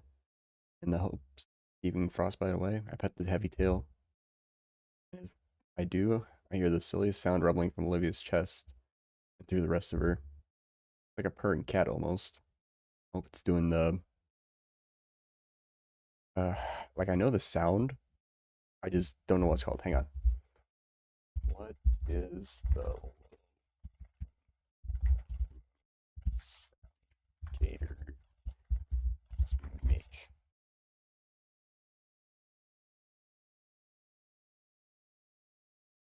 Yeah, it is just a growl. There's a new sensation on my cheeks now. Soft and warm. Yes. She's her lips are planted firmly on my cheek, and this feels nice. I continue to warm her tail for her. Feel her lips press more and more against my cheek. I don't know if kisses are supposed to go this long and be this wet. And now the lips are moving and some pointy things are there and munch. And there's her teeth. Oh. Olivia instantly lets go of my cheek from her non-lethal bite. Oh fuck, sorry, I'm new to this stuff. I'm nervous. It's okay, really. Put a hand on my cheek and feel the damage. I feel the indents of her fangs, but nothing serious.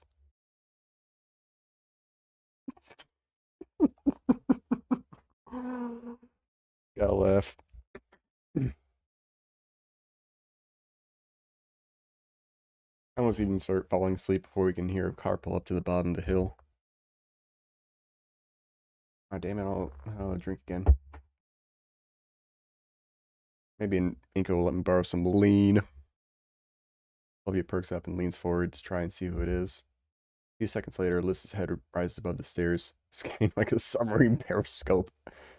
Crap, it's gonna be tough to get all the way back home. Back down, even with Alyssa's help. I look back and smile at Olivia, still huddled against herself and clinging to my arm. You ready? The day seemed to drag on endlessly. Alyssa's arrival had ended our embrace, and she had quite the dour look on her face. Said she'd be in a meeting with the principal, and I could only imagine how the faculty and student council reacted to Etiquette's passing. Her mood seemed to lift a little, at least when she saw Olivia and I both huddled together beneath a tree. Olivia's mood, on the other hand, plummeted, probably from the way Liz and I had to carry her to the car. Right to the Payne's house, hold it silent, save for Olivia's grumbling and embarrassment. Yeah. I think I'd be in a similar mood if I was treated like a sack of potatoes. Then again, how else are we supposed to carry her? I should just more leg workouts to coach Sully. Just in case. Damien and Randy were waiting for us by the curb. The older man looking over Olivia with worry. Your friend told us Soph and I were beside ourselves. Fine, Randy. Just Randy didn't really hear her. As the instant her car door As the instant her car door was open, her legal guardian pulled her up to one hell of a bear hug. Come on, I'll get you kids some hot cocoa. Damien watched on with a smile of relief as his father hauled over his shoulder and marched into his home. I need to do that. I need to get strong enough to be able to lift my future wife over my shoulder and just carry her around. You guys want to stick around? Vinny's still at school, so we have the council to console ourselves. We have to come. Vinny's still at school, so we'll have the console to ourselves. It's still pretty early, all things considered. I'd love some hot chocolate right now. Liz? I'd like to, really, but the council still needs to prepare the arrangements for Idakin's melt, you know. Maybe I'll come by after if I can. Alright. If you do, I'll make sure there's some cocoa left. Appreciate it. Liz drives off down the street. Oh, let's head inside before it turns to popsicles. Settling into the well-worn couch, I noticed a distant lack of a baryonyx. Where's Olivia? Randy chimes in from the kitchen, busying himself with an old-fashioned kettle. He wanted to rest on her bed for now, boys. Give her some time. No one can resist hot cocoa during weather like this, especially how I make it. Never had homebrew hot chocolate. If it's anything like it's cooking, then it must be some good stuff. A few minutes, Randy comes out with the tray. Here you guys go. Passes around a few Christmas-themed mugs, labeled with the family's names, and leaves the last one atop of a nearby drawer. You don't have to be a Vinny for a bit. You cool with that? Yeah. Thanks, Randy. Man, you look cold. Were you out there long? True. Right now the snow on my jacket's melted and my clothes are chilly and soaked. Feel free to take a load off till you warm up. I'll be in my bedroom resting. Holler if you need anything else. He gives Amy a pat on my back and leaves. The mug is hot to the touch, but it's a welcoming feeling to the one of my icy fingers. I take a moment to gently blow in air on the beverage to cool it before moving it to my lips. Yeah, pretty good. Damien is chugging his. He finishes the swig and sets the glass down. I must have been half in one go. Bro. Just raw dogging a hot chocolate like that? Holy shit. At my work, they have unlimited drinks. You can get any soda you want, but they also have a coffee machine with hot chocolate. Like during the first month I was there, because April's a pretty chilly month, like I got myself some hot chocolate there, I will admit. And just trying to drink that, my thermostat that the company gave me. It's like a free little plastic cup they give you. One of those cheap ones, but still kind of nice to have around. I would put hot chocolate in there, but like I couldn't drink it for the first hour or so just because of how hot that shit was. Bro's mouth, like, he does not have any skin in his mouth at all. Holy shit. That thing is just burnt to a crisp already. Well, there are multiple ways to enjoy anything. After today's events and weather, I really need this. Another sip. Really is helping warm me up. I didn't even notice how cold it was. Hey, Vinny. Yeah. You good? I'm holding it together. Yeah. Still a bit scattered. I don't blame you. Hey, Pops doesn't want you venturing back into the tundra out there. You up for a game or something? He gestures to the entertainment setup. No, but go ahead, I'll watch. Amy thinks for a second. A few gears in his head turning in conflict. Really, I don't mind. Alright, I'll get it set up. Damien sets the game up, looking for several mismatched cases for the right CD and giving the screen a good thumbs up to get it working properly. A good thump to get it working properly. Grabbing the controller, he turns on the Xbox One. It's like something called Rock Ring ODHG and tells Steven to his groove on the couch. This is my favorite in the series. After a minute or two of gathering a full lobby, Dilophospino Dinos picks his class and begins his virtual rampage. Only a minute in, he manages to get the first kill. A bit burned out for the day. Being pretty tired, actually. Hey, Inko. Yeah? I believe you didn't come back with a wheelchair. Something happened? Yeah, she isn't taking Idakin's passing well. Man. I'm glad you were there for her. My eyes remain on the screen, lost in the vibrant violence as some in-game announcer proclaims Damien's digital massacre. On his part, Damien's frills wavered like crazy. It looks as if his arms also wanted to wave in victory. You want to talk about it? I really want to take up your time, Damien. Come on, man, we've known each other for a while. You can be honest with me. Not sure where to begin, actually. It was really cool. I don't really have the right words for it. I think I'm unqualified to speak on it. Married to Olivia, she knew him better than I ever did. It was important to her, yeah. Talked about it for a bit before Liz picked us up. I'm worried I'm not too much help. Well, that's what we're here for, right? Help her out in any way we can. Best thing we can do is to be ourselves for her. We'll eventually go through the motions our own way. Yeah, that makes a surprising amount of sense. Like I said, this dude's secret fucking genius. Like, he's smart enough to just do the basic stuff in life and just tune out the rest. I know smart people like that. Like, they'll pretty smart. They'll be extremely smart. They'll have college degrees, but they figured out what's simple in life, and they just don't go over that because it's just too much stress. Damien is fucking one of them. He just applies what he just needs to the situation, and that's it. So I look up from my mug over to Damien. You make it sound so easy too. Oh boy, 12:30. Stream for an hour and 40. I wanted to stream this earlier, but didn't get down here in time. I also left work late, so that doesn't help. Briefly meets my gaze before returning his attention to the screen. I know I'm not the smartest guy around. Damien, you're pretty damn smart. I do know Olivia.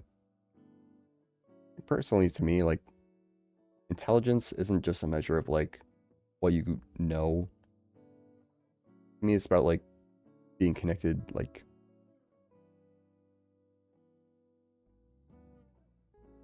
almost like versatility in a way. How you can adapt. And Damien is really fucking good at adapting. And just kind of making the best out of each situation.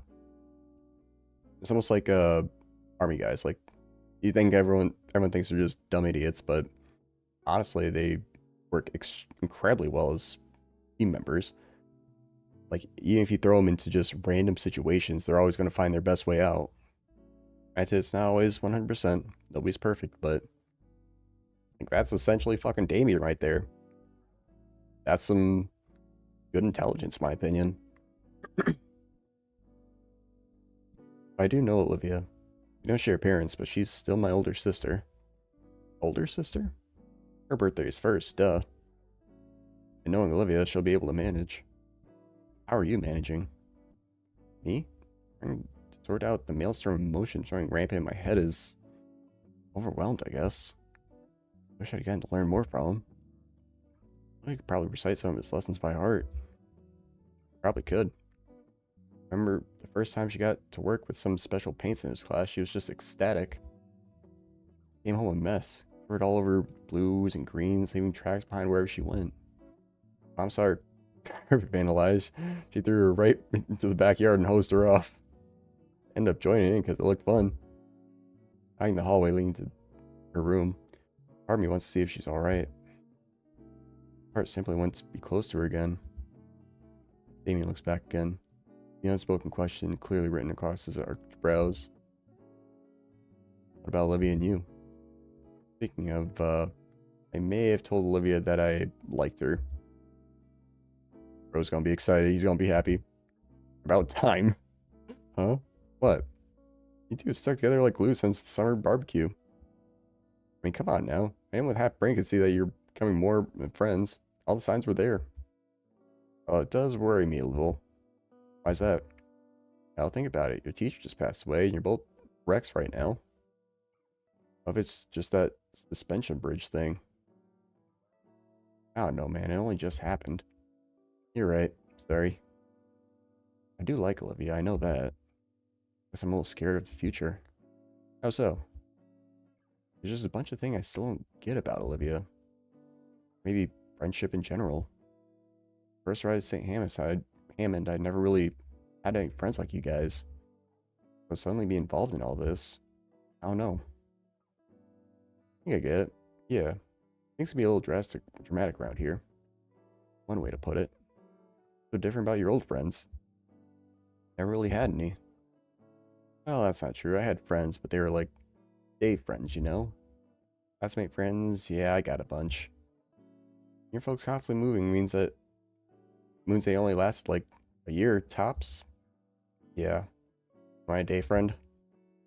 No way, you come to our parties and everything. Back, look. He points to the solid discolored patch on my jeans where Vinny's acid punch had failed to completely wash off. We got you marked. Thanks. That means more than you know. To be honest, I always had a good feeling about you. Maybe a decent... About you being decent... About you being... Holy fuck, I can't say that. Like, I know the words, it's easy. About you being a...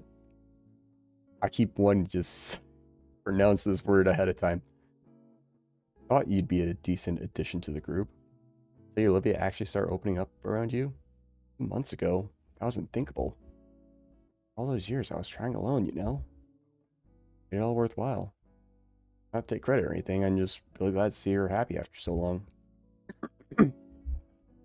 Moments of Olivia and I flash together in my head. Good, bad, and everything between us. It all accumulates into a single image of her staring up at me. That smile of hers. Me too. I hard to believe that she's been dealing with so much inside when I first met her. Well, Inko, people just have a lot of problems they hide from the world. For example, puts the controller down and shifts to look at me in the eyes. Character is instantly sniped. Doubt chocolate gave me a tummy ache.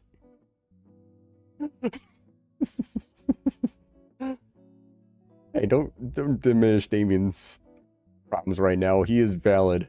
I'm being serious. That was serious. It can be little things like that. See, he's right. He's fucking smart for that. He knows how, like, these social situations are. Those stresses that add up. Now, it doesn't bother me. Someone else might just about ruin them. Ah, fuck. If you're trying to get with Olivia, I'll give you a nickel's worth of advice my dad told me. If a girl you like asks to wear your shirt at 2 p.m. If a girl you like asks to wear your shirt at 2 a.m. and bake cookies, she's an absolute keeper. That's a pretty good advice. Just don't break her heart, yeah? Wouldn't dare think of it. Damien offers me a fist bump, which I happily reciprocate. Door creaks open. Both our heads turn back at the sound. Hey, it is the old thing. She kneels in the doorway to her room, leaning against the side railing. Damien nods to me and continues his game. The ambient gunfire and controller clicking fills the silence. I take the hint and stand up, slowly approaching Olivia as she tries to shuffle down the hallway. She's completely upright in a display of pure confidence. Even her tail is upright as if to amplify her dignity. Bro, she is so fucking short. I have to tell her how cute that is when I'm not so drained. I worsley offer her a hand, though. She accepts. With her on my shoulder, I walk the both of us towards the living room. With her on my shoulder, I walk the both of us towards the living room couch. Plop her down on it with her. Oh, here. Leaning forward to grab her coker from the coffee table. Most of the warmth is gone by now.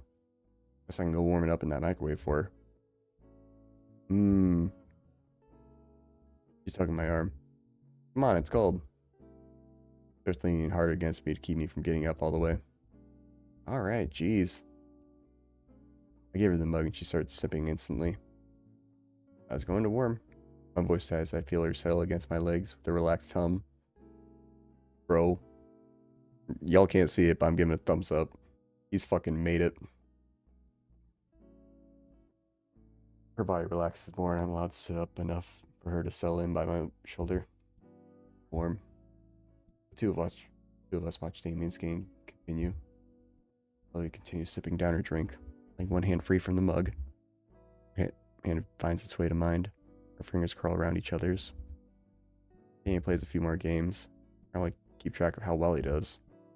He finishes one last match and yawns. Oh, fuck, I did it. Inconvenient yawn. Rushing back over the couch. Alright, that's probably enough for me. I'm gonna get going. Give you two some space. Yep, he even knows the right social cues. Okay. Hmm. Damon gets up from the couch and slides the controller near the cabinet where it lied before. On his way out, he stops to look at me right into the eyes. Hey, keep things chill, man. Don't do anything stupid, alright? Yeah. Reminds me of another scene from Snoop Game where the big, older, well, younger, yeah, his Nazar is the younger brother of Fang. Don't do anything stupid. Yeah. Nod and heads back to the depths of the house. Just like that, it's quiet once more. She asleep? Hey. Hmm? I don't think you've seen my room before, have you? Not at all. Would you want to see? I'd love to. I'll watch your blush. Am I getting good at this? Okay, just walk me over there. Similar to before, I help Olivia off the couch and we shuffle our way towards her room. Bro's getting in her bedroom. Holy shit, he just admitted he likes her and already in her room. Wow. Right, let's take a look at this. So, got that little art area. TV. Oh, guts. Hard to tell, like, what's kind of that, like, game thing. Guess that's the door there. Closet. Some bands and shit. Painting or pictures. Bed. Wow. Not sure what I was expecting Olivia's room to look like, but I'm surprised. It's the air that hits me at first. Strange mix of heavy, fake floral candle trying its best to cover the almost nostalgic scent of art supplies. Band posters and paintings of dinosaurs cover a lot of her wall space like this. The room is her own personal canvas. Oh, excuse me. Her desk sat beneath the window. Again, what space wasn't covered by the faded look paper was instantly covered in dried up paints. Next to that, a dresser holding up decades-old television and retro gaming console. Yep. All in all, it reminds me of rooms she'd show me in older high school movies. So where do you want to... On the floor is fine. I gently lower Olivia to the floor, letting myself sit cross-legged next to her in the process. So what do you think? I think it suits you. You wouldn't have any chairs. I got this really soft rug and beanbag chair over there. She gestures to a beaten up lump in the corner near a large lamp. This thing. So you pull something off the bed. It's a laptop. Open to a music program. I don't recognize any of the songs, or bands, or albums. It's pretty track list. What music do you listen to? I'm sort of a closeted... Oh. Oof.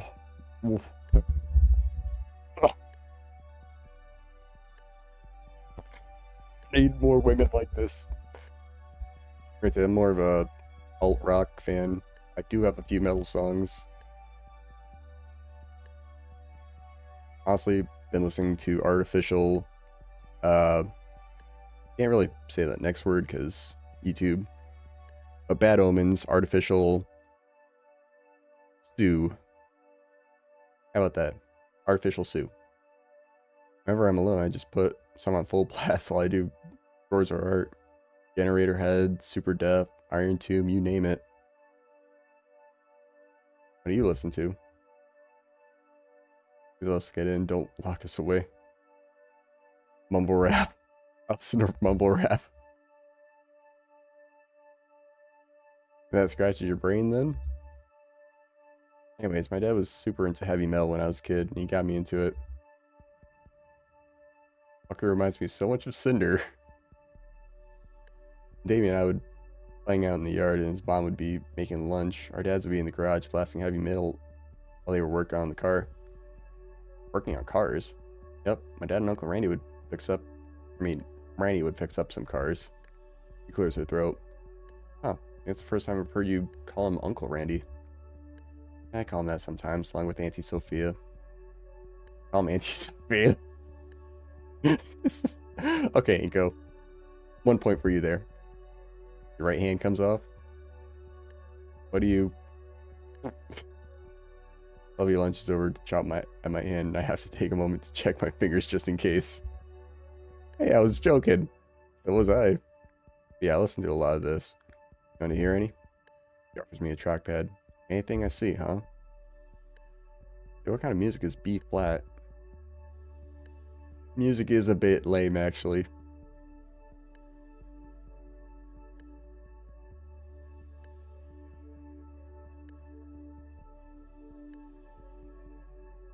I'm gonna look that up in case that's some weird reference.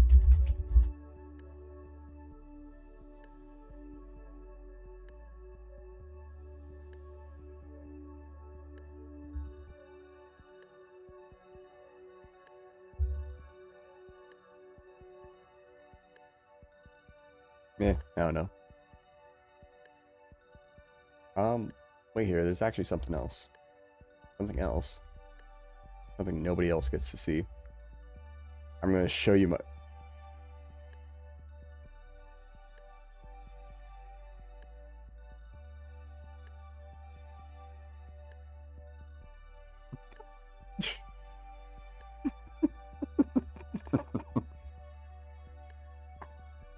Oh my god.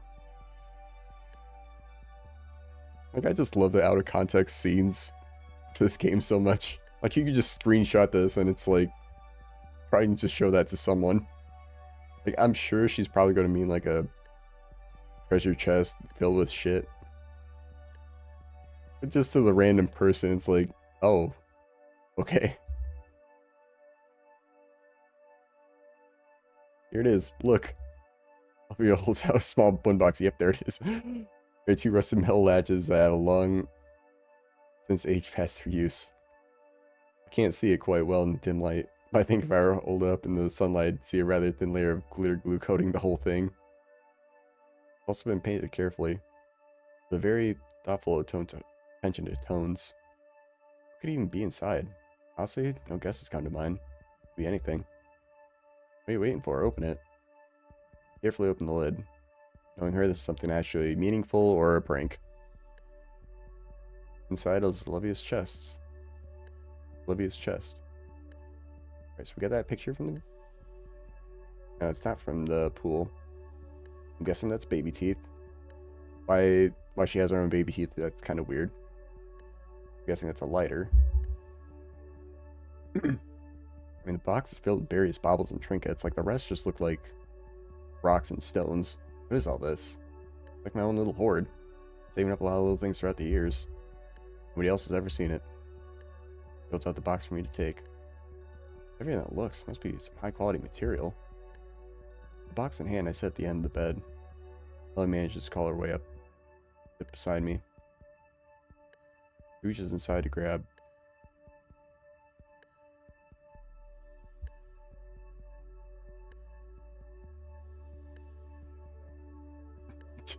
The picture of Olivia's chest. I mean, Olivia at the shore. Bro, you were looking so hard at that. This from last summer. Dad had a weekend off and we all went swimming together at the beach. The sun was just setting and decided to take a picture since it was a nice view. Plus, I felt pretty. Maybe, we can go together sometime. Maybe, yeah. Or you were staring. You were staring hard. Kind of like at the pool. You place the photo back into the box. Oh, so we can click different things. Paintbrush? A very important paintbrush. Olivia's lips turns upwards slowly as each brush of the brush flicks away from her thumb. Though she averts her eyes away from mine, I can see the green of her scaly cheeks turn red. Sorry, just got sentimental for a moment. That was the first brush I ever had. Dad gave it to me for my 5th birthday. My tone falters slightly. Dad always asked me to make him little drawings. Every time I finished one and gave it to him, he always told me it looked amazing. I could barely draw a circle back then, but he'd still gush over them and she shakes her head. I think he put some of them in some scrapbook. I don't know, but he kept them all. Olivia looks back to me. Her embarrassment turned into bashfulness. Thanks. Oh, if I had a daughter and she was drawing a circle as a triangle, I would still scrapbook that. Need a fucking daughter for real, man. Alright, so picture from recent. Little kid brush.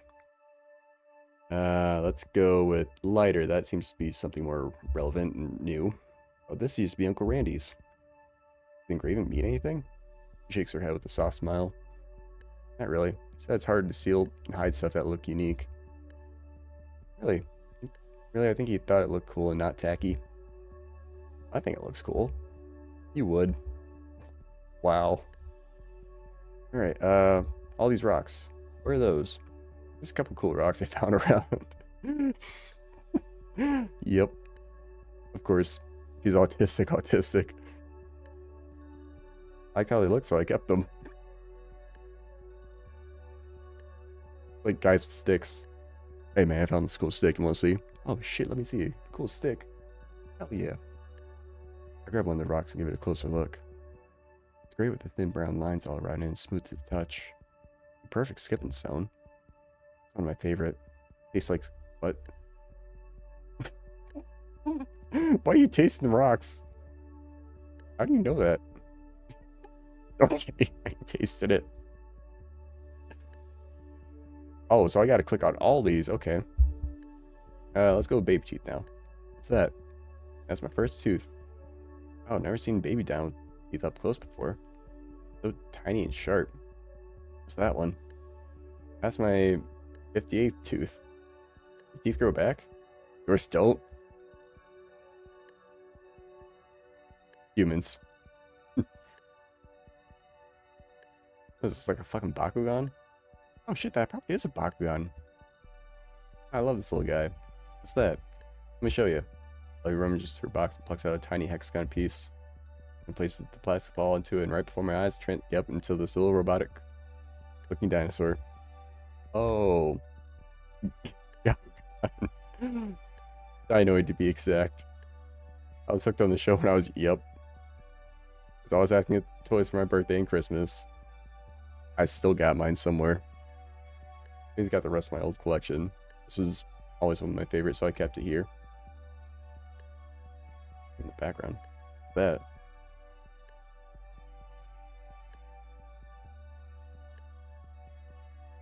Like, there's this thing in the background. I don't know, like, if that went to the same thing or not. Oh, hey. Oh, some of these look really cool. Of course they do. I picked all these out myself. Where'd you get these? I got one up whenever I see one. They're a dime a dozen. Minutes go by, so Olivia continues showing off her personal little hoard. All tiny objects that Olivia's chosen to keep with her all this whole time, eagerly explain the significance of every little piece of her got locked away in her here. By the time we're done, she's resting her muzzle on my shoulder. It's been a crazy long day. I'm pretty exhausted myself. Can you put this back on the dresser there? Sure. Gently move her off my shoulder, much to the muffled groans of protest. I carefully placed the box back where it was on the dresser. My friend pokes his nose curiously through the bars of his cage. Hello, guy. Long time no see. Are you napping? Black and white mirrored replies with a series of squeaks. I like to think he's saying he's glad to see me. Hey, Olivia. Aw. Pretty exhausted too. Bed's definitely off limits. He's here the floor or the couch outside. Or beanbag chair looks pretty inviting right now. Slump into it. Weeds inside crunching under my weight as I settle in. It's soft. I want to see what this was. Like a...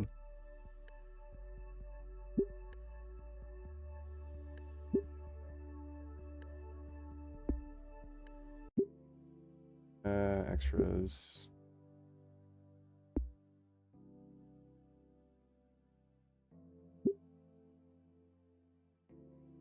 Not drawings.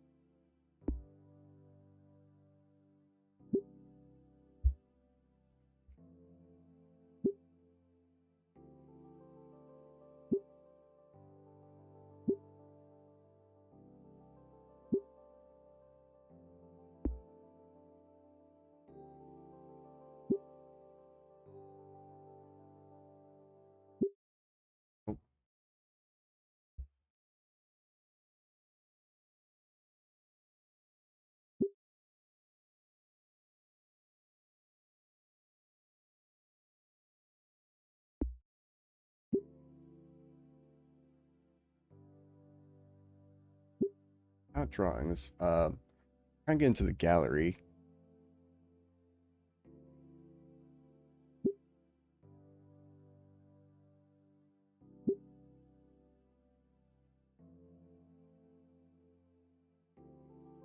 Yeah, I'm glad this actually is here. It's drawings return.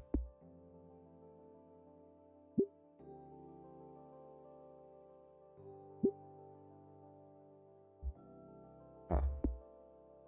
I was trying to get a good look at that, but that and I can't see what that is.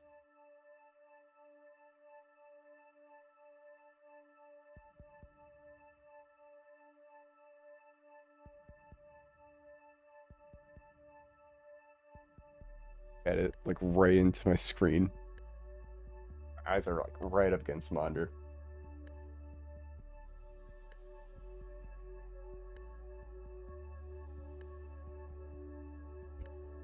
Like a Pokemon that used the move Substitute. Bump into it. The beads inside scrunching on my weight as I settle in. Soft. Smells a bit like Kate and Olivia's hair. That's while she works. We're on when we down bed. Start to drift off. Last thing your weary eyes take notice of is Olivia sleeping soundly on her bed. How emotionally draining this whole day has been for us. You're looking so peaceful. I begin to surf my deep, cushiony slumber. I feel like there's something heavy across my stomach, stopping my ability to move. Someone throw a weighted blanket on me? Actually, like whoever's on me is vibrating. Is it Olivia? She's on me? My entire head grows hot as my brain tries to process the situation. How and she's just pressing close to mine. I can feel her rhythmic breathing against my body. Deep, low, subtle but noticeable rumble with each exhale. If I focus hard enough, I could probably feel her heartbeat. She Maybe she sleep crawled onto the beanbag and didn't realize that I was on it. I'll probably wake her so I can get back to her bed. Anytime I try to move, limbs cling tight around my body like a boa constrictor. All but Olivia's tail wrapped around me. Any attempt of escaping is but all but Olivia's tail wrapped around me. Any attempt of escaping her hold is fruitless. Olivia looks even more peaceful than she did on the bed. Maybe she doesn't know I'm here. I'll leave her be. Last thing I want to do is make her a cranky gator. With my free hand, I managed to grab my phone. Checking the time, the digital clock says it's only 5 minutes past 4:30. Plenty of time to continue my nap. I nestle my head back into the beanbag and let feelings for Olivia rumbling pull me back to sleep. This feels nice. Bro just admitted he liked the girl already in her bedroom. And she's already sleeping on him. Bro is living the dream. The morning alarm lulls me from my sleep into the world of the living. And I'll spend the night at Olivia's place. Randy and Sophia thought my parents would actually be worried that I stayed with strangers for the night. Folks hadn't answered their phones. Sophia was left fuming. Randy didn't look bothered though. The two calmed down after I made something up about a business trip. Honestly, I'm probably right anyways. On the upside, I get to spend the night with Olivia. Last night we even turned the living room into some kind of blanket and pillow fort. Felt childish to huddle up on the floor with Olivia and watch her play old computer games on the outdated TV. I had more fun than I'd like to admit. Now that Friday's rolled around, it's time for school.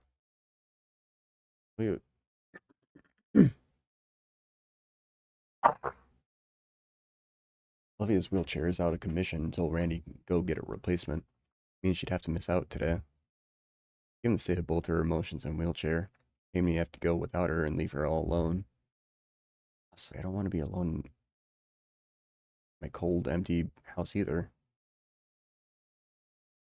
Miss Sophia is one hell of a cook. Last night she made a delicious meatloaf. I guess I know where Olivia got her culinary skills from. I rise from the couch, pulling the spare blanket off of me. Paints let me sleep on the couch. At some point, Olivia must have dragged herself from her room to join me. As I try my best to get up without waking her, I pull my phone out to check the time. It's about the same time I normally wake up. I'm kind of impressed with my own internal clock. You awake, son? I jump his Asian Inko. It's okay, I can make that joke. I jump as Randy makes his presence known behind me. His anxiety button up a floral shirt as he motions ahead towards the unconscious Gator lying on the couch. Guessing he had the early shift. She wasn't there when I went to sleep. Don't worry, not accusing you. Damien's already up and the kitchen's got cereal. Don't be late for school. I nod in response, taking a few minutes to put my jacket and glasses on before heading to the kitchen. See, if I didn't remember where it was, it'd be hard to find Dame. It wouldn't be hard to find. Dame's been busy slurping honeyed oats like a jet engine. Oh, Inko, you hungry? Or I even replied to Dilophosaurus jumps out of his chair and makes for a nearby cabinet, carrying another bowl and spoon which he slides across the table. Thanks? Most important meal of the day, man. Eat up. He gestures to the half-gallon of milk and cereal on the table. I take a seat across from Damien and pour myself a bowl. Oh, I'd skip breakfast on account of getting an upset stomach during PE. Then again, that'd be PTSD with the burritos talking. Spoon in hand, I get a scoop of cereal and begin eating. You know, as far as cereals go, it's a little bland. I had to guess they probably avoid any of the colorful, sugar-filled cereals to prevent Vinny from bouncing off the walls. More than he usually does, at least. I continue eating my bowl of cereal, less ferocious haste than Damien. It's not long before we're both done. Damien stands up without any intent of cleaning up after himself. This should be getting here any minute now, so you can wait outside. Bro, you can at least put your bowl in the sink. That's good. Take time to rinse off our dishware in the sink before anything else. Damien looks a little guilty as he realizes what I'm doing. Finally, with breakfast dealt with, he feels a little guilty about it. He's just always up and ready to go. I forgive you, Damien.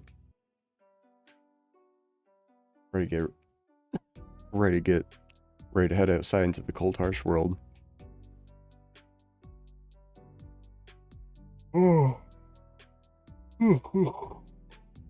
As I grab my backpack on the couch, I take one more glance at my slumbering girlfriend. She's taken up the entire couch now. Blanket we shared falling away as she spreads it to the spot I was just at. Did I give her a kiss goodbye? Maybe fix the blanket for her?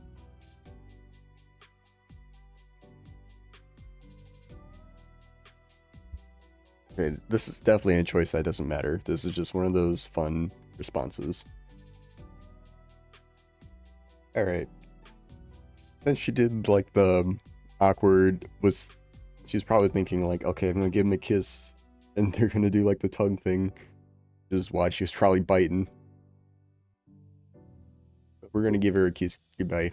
Staring at her soft looking lips, I shake my head and kneel down, pressing the softest of pecks on her brow. As I turn away from her, something catches my wrist. It's Olivia's hand. Bleary eyes full of sleep, she looks at me, silently asking me to stay. Oh, this is here. Just make Olivia tighten her grip. Painfully tight. Ow. Hey, I'll be back tonight, okay? She's fine to stay awake with eyes fluttering and hand grip waning. Olivia. Promise. Kneeling back down, place another soft kiss on her head. Promise. I think she accepts that. She lets herself slump back onto the couch. Go. Sorry, I had to do something. Damien held himself and charges into the cold, right to Liz's car. She swings the passenger door open just in time for him to leap in and close it again. Yeah, one last look at Olivia before I shut the door and hurry down as well. Oh, oh, oh. Oh man, the car is nice and warm. Morning, Inko. Really stayed the whole night? This starts on the road towards school. Morning. Yeah, I didn't want to be alone in the snow. That way you smell like Damien's deodorant. Clothes are pretty ragged. Clothes are looking pretty ragged by now, too. Shut up. Have to get a shower and fresh change of clothes as soon as possible. Damien and Liz kept the conversation moving. My mind starts to wander. And poor Olivia. Who knows when replacement chair is coming in? Could be anywhere from a few days to weeks. You're just gonna be stuck at home that whole time. Isolating to go to school. Won't be the same. We won't get to be together in the art room after school. All alone, just talking, making fun of my bad paintings. Just us. Man, get to Lydic and finds out we're...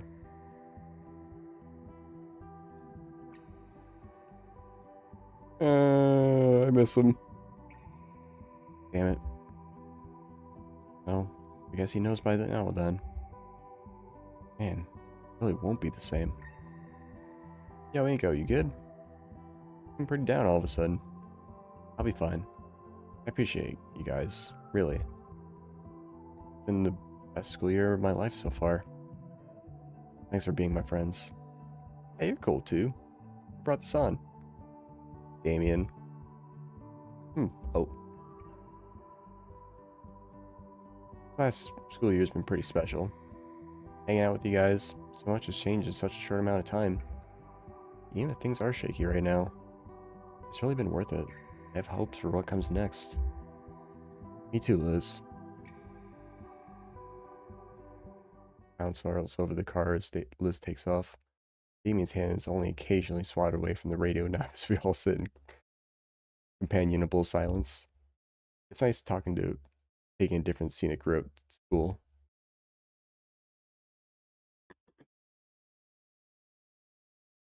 At school, the atmosphere is undeniably different. Talkative and rowdy as ever, but less of it. I don't know, maybe it's just my mind playing with me. Plus color as well. It's been trained just a bit. Not to mention it's just like winter. You get your girlfriend that's out there. Teacher dying. World just seems brighter with her there. Layer of snow blanketing everything outside is partially to blame. Man, I was looking forward to making a snowman this year. Maybe I'll be feeling it later. Oh, yeah, there's... Oh, you snowman there. Billy was as stern as ever in his class. It's just how he doesn't care or no form of respect is beyond me. His hat was on just a little tighter than normal today. Man, too many feelings today. Hoping it's gonna get me anywhere. We're halfway to the second period when the question of Vidikin's replacement strikes me. Will we just be getting a few days off? No way they can just find a new teacher on such a short notice. That's probably gonna be on hold for a while. Name is still on the doorplate when I enter. Inside, many of the students chattering with each other normally. Some nervously glance up to the teacher's desk. Take my normal seat at the vacant desk Olivia would normally be stationed. It's gonna suck without her. Like all I got to look forward to today is lunch with Damien and Liz. It's just gonna drag on. I'm gonna go back to Olivia. The bell rings. An unfamiliar woman in a suit walks in, with board in hand. She nods at us all, starts reading mechanically from some script. Pepsi tries her best, but there's only so much you can get done out your first day at such short notice. With some papers to read out. Her tone doesn't help. Drawn out and empty, I feel myself losing focus. I look down at my half-taken notes. It would probably kill me if she knew. Doot doot doot. Doot doot doot. Pepsi looks at the class phone in frustration as she walks over to answer the call. Most they both mumble back and forth for a few seconds before we got an incogito in class. I raise my hand. Substitute thumbs towards door. Office called. You're wanted.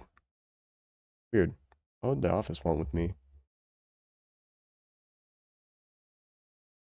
My footsteps up going the hard, cool tile all the way to the principal's office. I heard once that they made halls of faculty. I heard once that they made the halls to the faculty offices longer on purpose to scare you. Well, that might be from an old comic strip. The effect was there, however, each of my reverberating steps and a spike of unease to my core. I finally stood before the principal's office. The feeling of unease peaked. Oh boy, hi Mia, hi Ben. Slowly I opened the door and inched myself inside. The principal was sitting behind her disorganized desk, blanketed with numerous sheets. Between me and her, me and Ben, looking back at me from their own chairs. You want to see me, Principal Scaler? Yes, Mr. Nito. There's some matters we need to discuss. She motions to the third desk, to the third chair in front of her. I take a seat as instructed next to Ben, who's more or less acting as a personal barrier between me and Mia. Mr. McKnight has informed me that there was an incident between you and Miss Moretti earlier this month. Ben is McKnight? One in which school property was severely damaged. Yeah, it was near the start of the month, so why now? I look at Ben and Mia. I'm sorry, there were more permanent issues at a time ago. I had to keep pushing this back to handle things like that audit paperwork and excessive heat. Excessively heavy breath leaves Miss Scaler's mouth. Should have given me the reports for this as soon as it happened. Miss Scaler looks at Ben as she frowns. This needs to be resolved by the end of the day, Benjamin. Her tired eyes turn my way. Please, so that we can finish this as soon as possible. While she spoke, I focused on Mia, and that smile crept across her face. Miss Moretti has told me it was you who instigated it in the first place. Got to explain. What? Well, Scaler, Mia was the one who... We're aware that she caused the damage, Mr. Nito. Oh. The older one leans forward with pen and paper in hand. We need to know is how this incident happened in the first place. I think we should hear Mia's side of the story first. Oh, you son of a... And she was the one who inadvertently caused all damage after all. The red scale girl nods, holding out her hand as she begins. Miss Scaler, I was just trying to talk with Olivia that day. And out of nowhere, Ingo shows up and starts getting on my case. I was trying to tell him that me and Olivia were just working on a project when, bam, he just whips out his camera and blinds me with it. What? Didn't she slap herself in the face with a tail mount glitter bomb? Because I couldn't see, I kept running into things, even knocking things over. I didn't mean to do that, Miss Scaler. I have a temper, and trust me, Ben's helping me work on it. You can't blame me for going around like a headless chicken. You can't be serious. Getting to the principal, I see that she's just listening to her lie through her teeth. This isn't the first time he's done this. I tried talking to Olivia back in September, and he pulled her away. Or he's been out me ever since the first day of school. Wow, I fucking wonder why. Scaler that. Just jaw slams shut bitterly as the principal denies me my chance to defend myself. Her eyes turn downward to a particular stack of papers atop her desk, carefully scanning one page and flipping to the next. Silence in the room unnerving as she flips through page after page, finally breaking the quiet by clearing her throat. Now, Mr. Nato, can you give me your side of the incident? I move to speak, but an overwhelming feeling of exhaustion falls over me as I recount the events of the last few days. I mean, it was completely out of line the whole way through. It's true that we provoked her into doing what she did. If we just come to Scalar about this earlier, none of this would have happened. Doesn't that put some blame on us? I go over to Mia, who's currently staring at me with intimidating glare. Quickly shift my gaze to Ben, who seems to be offering a supportive smile. Fine. I don't want to make this any bigger than it already is. I only blinded me with the camera flash because I thought she was hurting Olivia. We were scared, so we ran away. There wasn't any time explaining the situation. It was just a big misunderstanding, Miss Scaler, that's all. Right. Oh, Ben, you little suck up. Scaler considers my explanation. Ben shifts towards me and pats me on the back. His gesture of support is contrasted by the evil grin painted on his face of the crimson devil towering behind him. We all stand in silence as we await a verdict. Principal stands directly in front of us now with an unreadable expression. In addition to the report itself, our Aiken left behind his account of what happened, and he describes me as action as openly hostile and intentional. Did you blame her? She couldn't see anything, and she was in a lot of pain. Oh wait, hang on. Can you blame her? She couldn't see anything and she was in a lot of pain, milady. In either case, it seems both parties are in agreement as to what happened. Aiken didn't mention a motive in his response for some reason, but I suppose that clears it up. Besides making a big deal out of this during the audit isn't such a good idea. The scaler looks ready to object to the line of thinking, but ultimately says nothing. I'd like to give the benefit of the doubt, especially at a time like this. Given the extent of the destruction, I don't feel like I can do that. It'd bring me no greater relief than to have you off my mind for a few days, Miss Moretti. But given both of your classmates' statements, you may not be fully to blame. I think a week of Saturday detentions to assist with cleaning up the hallways is in order. Huh? Miss Scaler, if I may. Principal sighs and nods. I spoke with the janitors about it, and they all agreed that it could be done in a single day if they had enough hands. And they all have plans for December. Wouldn't it be fair to bring them in and cancel their leave? Scaler growls and rubbles her temples. Right. In that case, Mia, Inko, you'll both get one Saturday detention to help prepare the hallway. Ugh, fuck. You're expected to arrive at 10 a.m. sharp and work on cleaning up the mess you made. Now, if the three of you don't mind, please leave me be. I have more important things to focus on. She doesn't even look up at any of us. I turn towards Ben, who is absolutely relieved. And Mia looks positively overjoyed. She skips out of the class without another word, leaving both Ben and I to stare blankly at each other for a few seconds. Eventually, we shuffle out of the room together.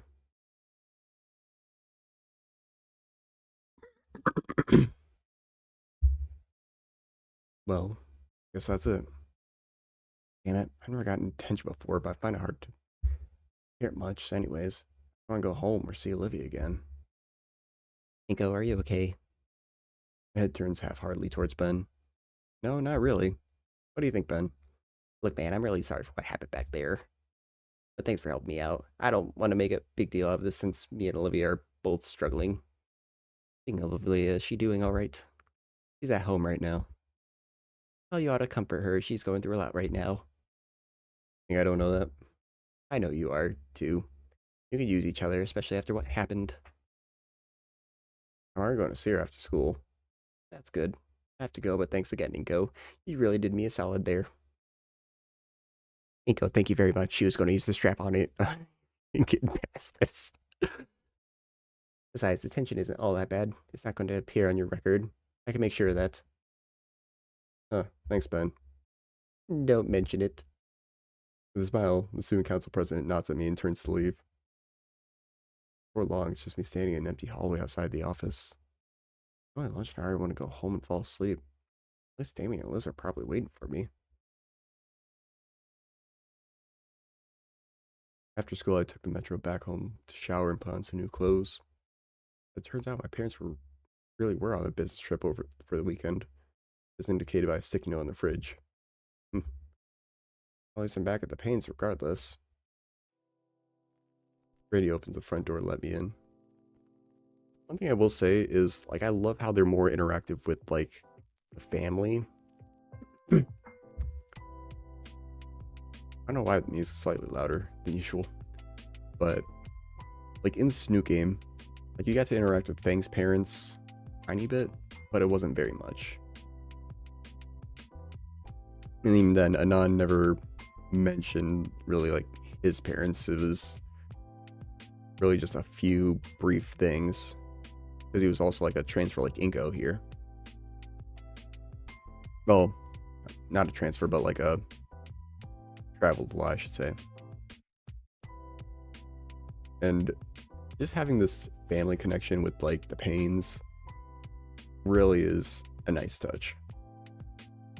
Ah, there you are. Wait, I don't know if I read that line. Randy opens the front door to let me in. Ah, there you are. Damien mentioned you'd be coming over later. Hey, Randy. Sanko, I was wondering if you wouldn't mind shoveling the snow off the driveway when you can. Really would appreciate it. I'll even pay you a couple bucks for it. No need for the payment, sir. Thanks for letting me come on unannounced again. Thanks a bunch, really. Is there any least I collapse onto the couch and let my hand rest against the comforter? The whole thing with Ben and me, it really took a lot out of me.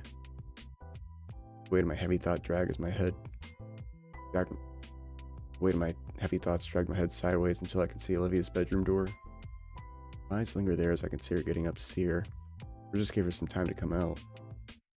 Guess no, I'm here, right? Probably does. Well, it probably doesn't want to do her silly knee walk thing again. I wonder how mad she'd be if I caught it on camera. Pressington cuts off my view before sitting right next to me. Hey, alright, Inky? You're kind of out of it at lunch. You might consider telling Damien about what happened. Honestly, last thing I want to do is bring some sort of drama into what I would consider my safe haven. Yeah, I'm alright, Damien. Just had a rough time at school. I'm hoping to take my mind off it. Ah, that's pretty understandable. With what everything that's been going on and all. Only you knew. In an attempt to comfort me, Damien passed my shoulder. Tell you what, I'll finish up my homework and then we could chill over a game of Rock Ring or something. That sound good? Yeah, sounds good. Sweet. Alone again. Stomach is flooded with butterflies as I get up from the couch. His room is just a couple steps away. Each one stirs the butterflies even more. As I reach it, I feel like I'm in the shadow of a colossal monolith. Come on, Nico, you just got a knock. Damn it, arm just lift up already. I'm shaking. I'm awake, Uncle Randy. It's me, Olivia. I hear quiet shuffling before Olivia speaks up, more loudly this time. Inko? Yeah, are you okay? Decent? Damn you, brain. Can I come in? Yeah, just watch your step. Watch my step. Hand is still shaking as I make contact with the knob. With a deep calming breath, the butterflies finally start slowing down and I'm able to push the door open.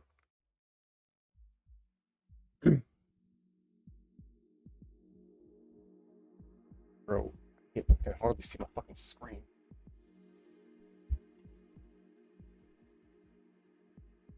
I'm fucking curled up in a ball on her bed and see blackness. Olivia? The room is extremely dark. The only source of light is coming from the entryway. Okay, now it's brightening up a little bit. I've taken my sunglasses off in an attempt to see through the darkness better. Olivia, what the heck happened in here? Why is it so dark? Make out Olivia's shape in the bed. A long story. Come sit on the bed. Don't you have a lamp? Can't you turn it on? I don't want to ruin it. Darkness really that necessary for whatever this is? Yes. Alright, jeez. Take a few careful steps forward and stub my toe on the edge of the bed. I fall forward onto it, crunching into something. Kidding, go. Are you alright? Yeah. I have a better view now. Olivia sits in the middle of her bed, wrapped in her blanket. Surrounding her are piles and stacks of her old drawings and sketchbooks throughout the years. Arranged in rings around her. I've fallen into the outer ring. Whoops. Onto the outer ring. Oh crap, sorry. Get up, get up. Carefully lift myself back up. Not too much damage. Closing shoots me off that part of the bed. What is all this? Actually, how's it so dark to begin with? Don't you have a window? I can explain. Please do. Oh, she painted it. Olivia inhales deeply. He had left. I had some time to really think. It's just me and my thoughts alone. Maybe a little too alone. Something within me just needed to come out. I felt this need to. Well, I was inspired to do this. Act defiance against the world or something. Still figuring it all out. I feel bad now. Just leave me all alone here. Sorry. Could have called out sick or something. No need to feel bad though. I really needed this. After I got everything set up, I got to thinking. I had all day to do it. It can put a lot of effort on me. You wouldn't be proud of me throwing a pity party for myself. So all this, I'm getting out of my system. I call it performance pieces. Someone does this sort of thing. All I can do, but I think it's enough. Performance piece? Oh. Fuck. Olivia, this is amazing. You're able to keep striving onward with your own work. Thanks. I mean it. You're not missing a beat, not letting it happen and get you down. Here I've been all day, all gloomy. I admire it. I guess you're right. There's one way of looking at it. You want to come out into the living room? No, I think I want to stay here for a little while longer. Still hurts. Alright. Squeeze her hand, head back to the door. I'll be out here for a while then. She nods and shuts the lamp off again. Shut the door and sit back on the couch. Performance piece. Never would have thought of that. And this really is something else. In almost 1:30. I still feel like I'm nowhere close to the end. Inky. Hey, Vinny. Hey, we've got Vinny and Damien, two brothers entering the living room from behind me. I guess the room is back there. Man, do I have great timing or what? I take a moment to consider what he means when Vinny plants himself right in front of the television and begin pulling something from the cabinet beneath it. Oh. It's game time then. Man, it's game time. He takes a spot right next to his brother and helps him setting up the large squat block of coal. And that thing looks pretty old. And huge. Okay, we're all set. Control is tossed into my lap and I marvel at just how large it is. Thanks, Damien. I'm not much of a gamer. I've never really actually played anything more than some Flash games online. That's cool, we can play something simple till you get used to it. Or, I don't want to be a bother, Damien. I'll be fine just watching for now. That's weird, Inky. Thank you, Vinny. Just join in, man. Okay, a little too honest, Vinny. You're weird. Bro, chill, give Inky some time. He'll be playing once he sees how awesome it is. Young boy nods and focuses back on the screen. The screen flashes to a menu screen of some kind. Reclining deeply to the couch, I allow my mind to drift.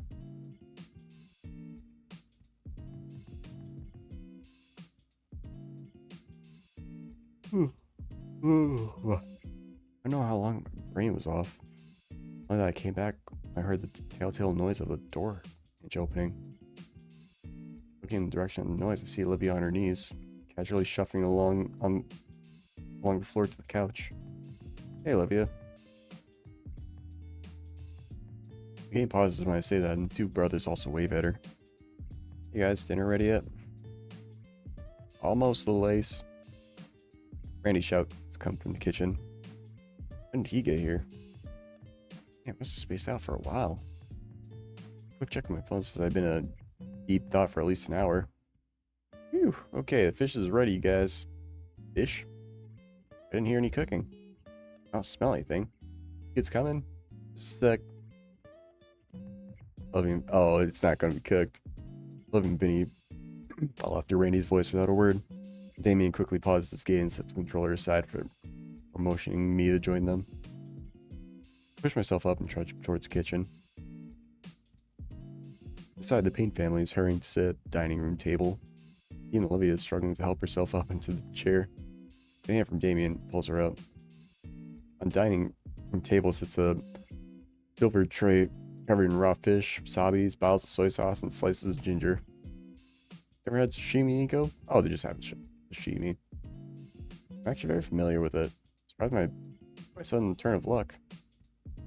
Many times, actually. Family orders stuff like this on the weekends a lot. Hey, that's great to hear. I'll just stand there. Feel free to join us. Regularly take a seat. Starting to feel slightly rejuvenated. Everybody begins to pass out plates to one another.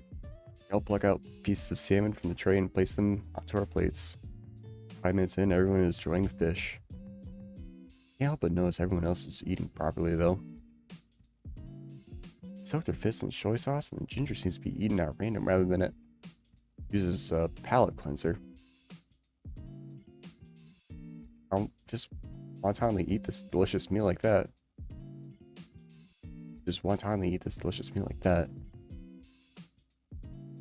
Raise my voice to get the attention of everyone at the table. Inko, shut the fuck up. You know you're supposed to be using those wasabi and soy sauce at the same time. Same piece of fish, right? On opposite sides like this. Offer a demonstration. No kidding, good to know. And ginger slice is supposed to be eaten between pieces of the way of cleansing your palate of aid digestion. Inko, shut the fuck up. Come on, who has the time? Plus, I like the taste. Thank you, Damien. You don't eat traditional food. You should eat it the right way. It's food. Like, someone could throw, like, I'm trying to think of something that people might throw in pho. Except pho already has a lot of ingredients in it.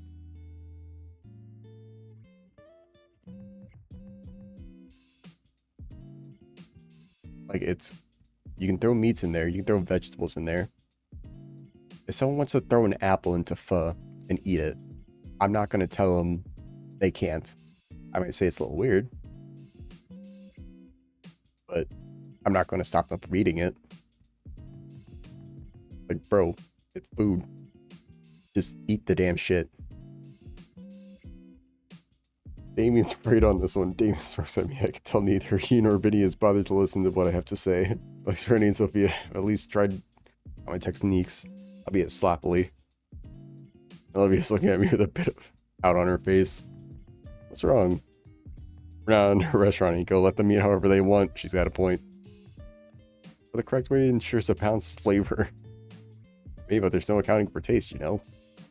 Technique is the most important part of food like this. In some cases, it's even deadly if you don't follow careful instructions. Ever heard of fugu sashimi? It's made from pufferfish, and if you don't prepare it right, it can be deadly. Good thing we're not eating pufferfish then. Yeah, I was gonna say fugu, the neurotoxin in it, I think it's detrotoxin. I don't remember what it was, but they have special chefs that cut it. And even then, the poison cases are extremely rare. Granted, they happen, but it happens. Well, yeah, but the idea behind it, you're welcome to eat it however you want. Just let us enjoy the food, okay? Thank you, Olivia. Fine. Olivia gives me an earnest smile before returning to their fish. It's a little disappointing to hear, especially since they don't get to eat this kind of food very often. Kind of a waste if they don't eat it, right? Go shut the fuck up. It's 1:30. I am going to get to bed. I wanted to finish this game so badly, but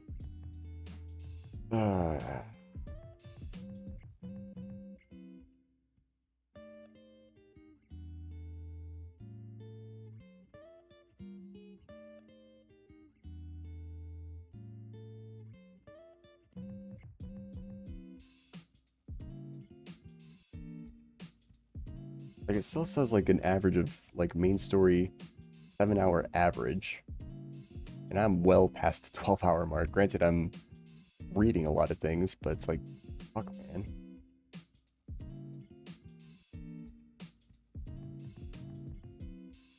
Oh, got an idea. Go on YouTube. Rat Peter.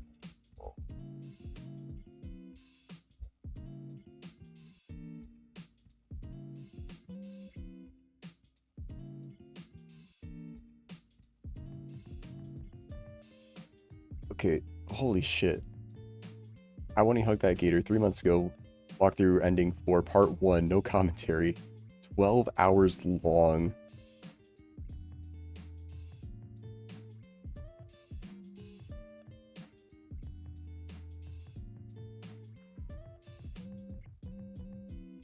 Yeah, and that about lines up to what I've got. Fuck, let's see.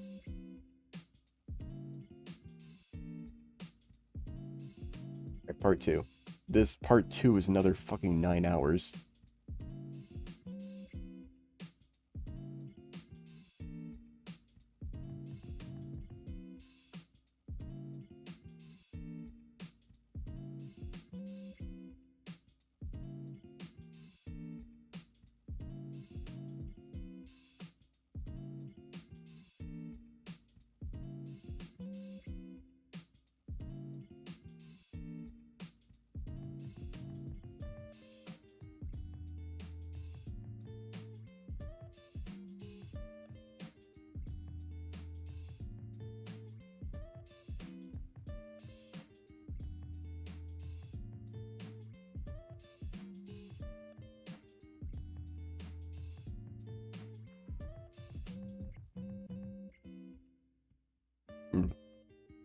I don't know if this is a good or bad thing, but look.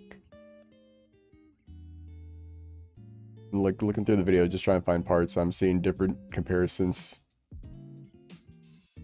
I hope I got the good ending, but it still looks like there's a good.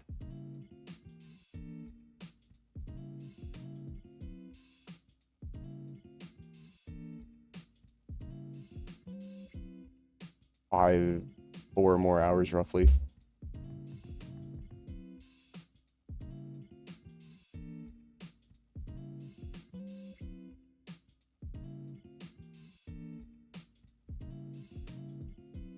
I'm just gonna end it here. Ain't no way I can finish another amount like that. So that's gonna be it for me. I just really hope I'm making the right choices here. I really do love this game. I do want to try to get the ending 4 first try. Like I got ending 3 in Snoot game first try, and it was a good ending, but you always want to go for the best ending. Anyways, that's gonna be it for me tonight. Anyways, take care.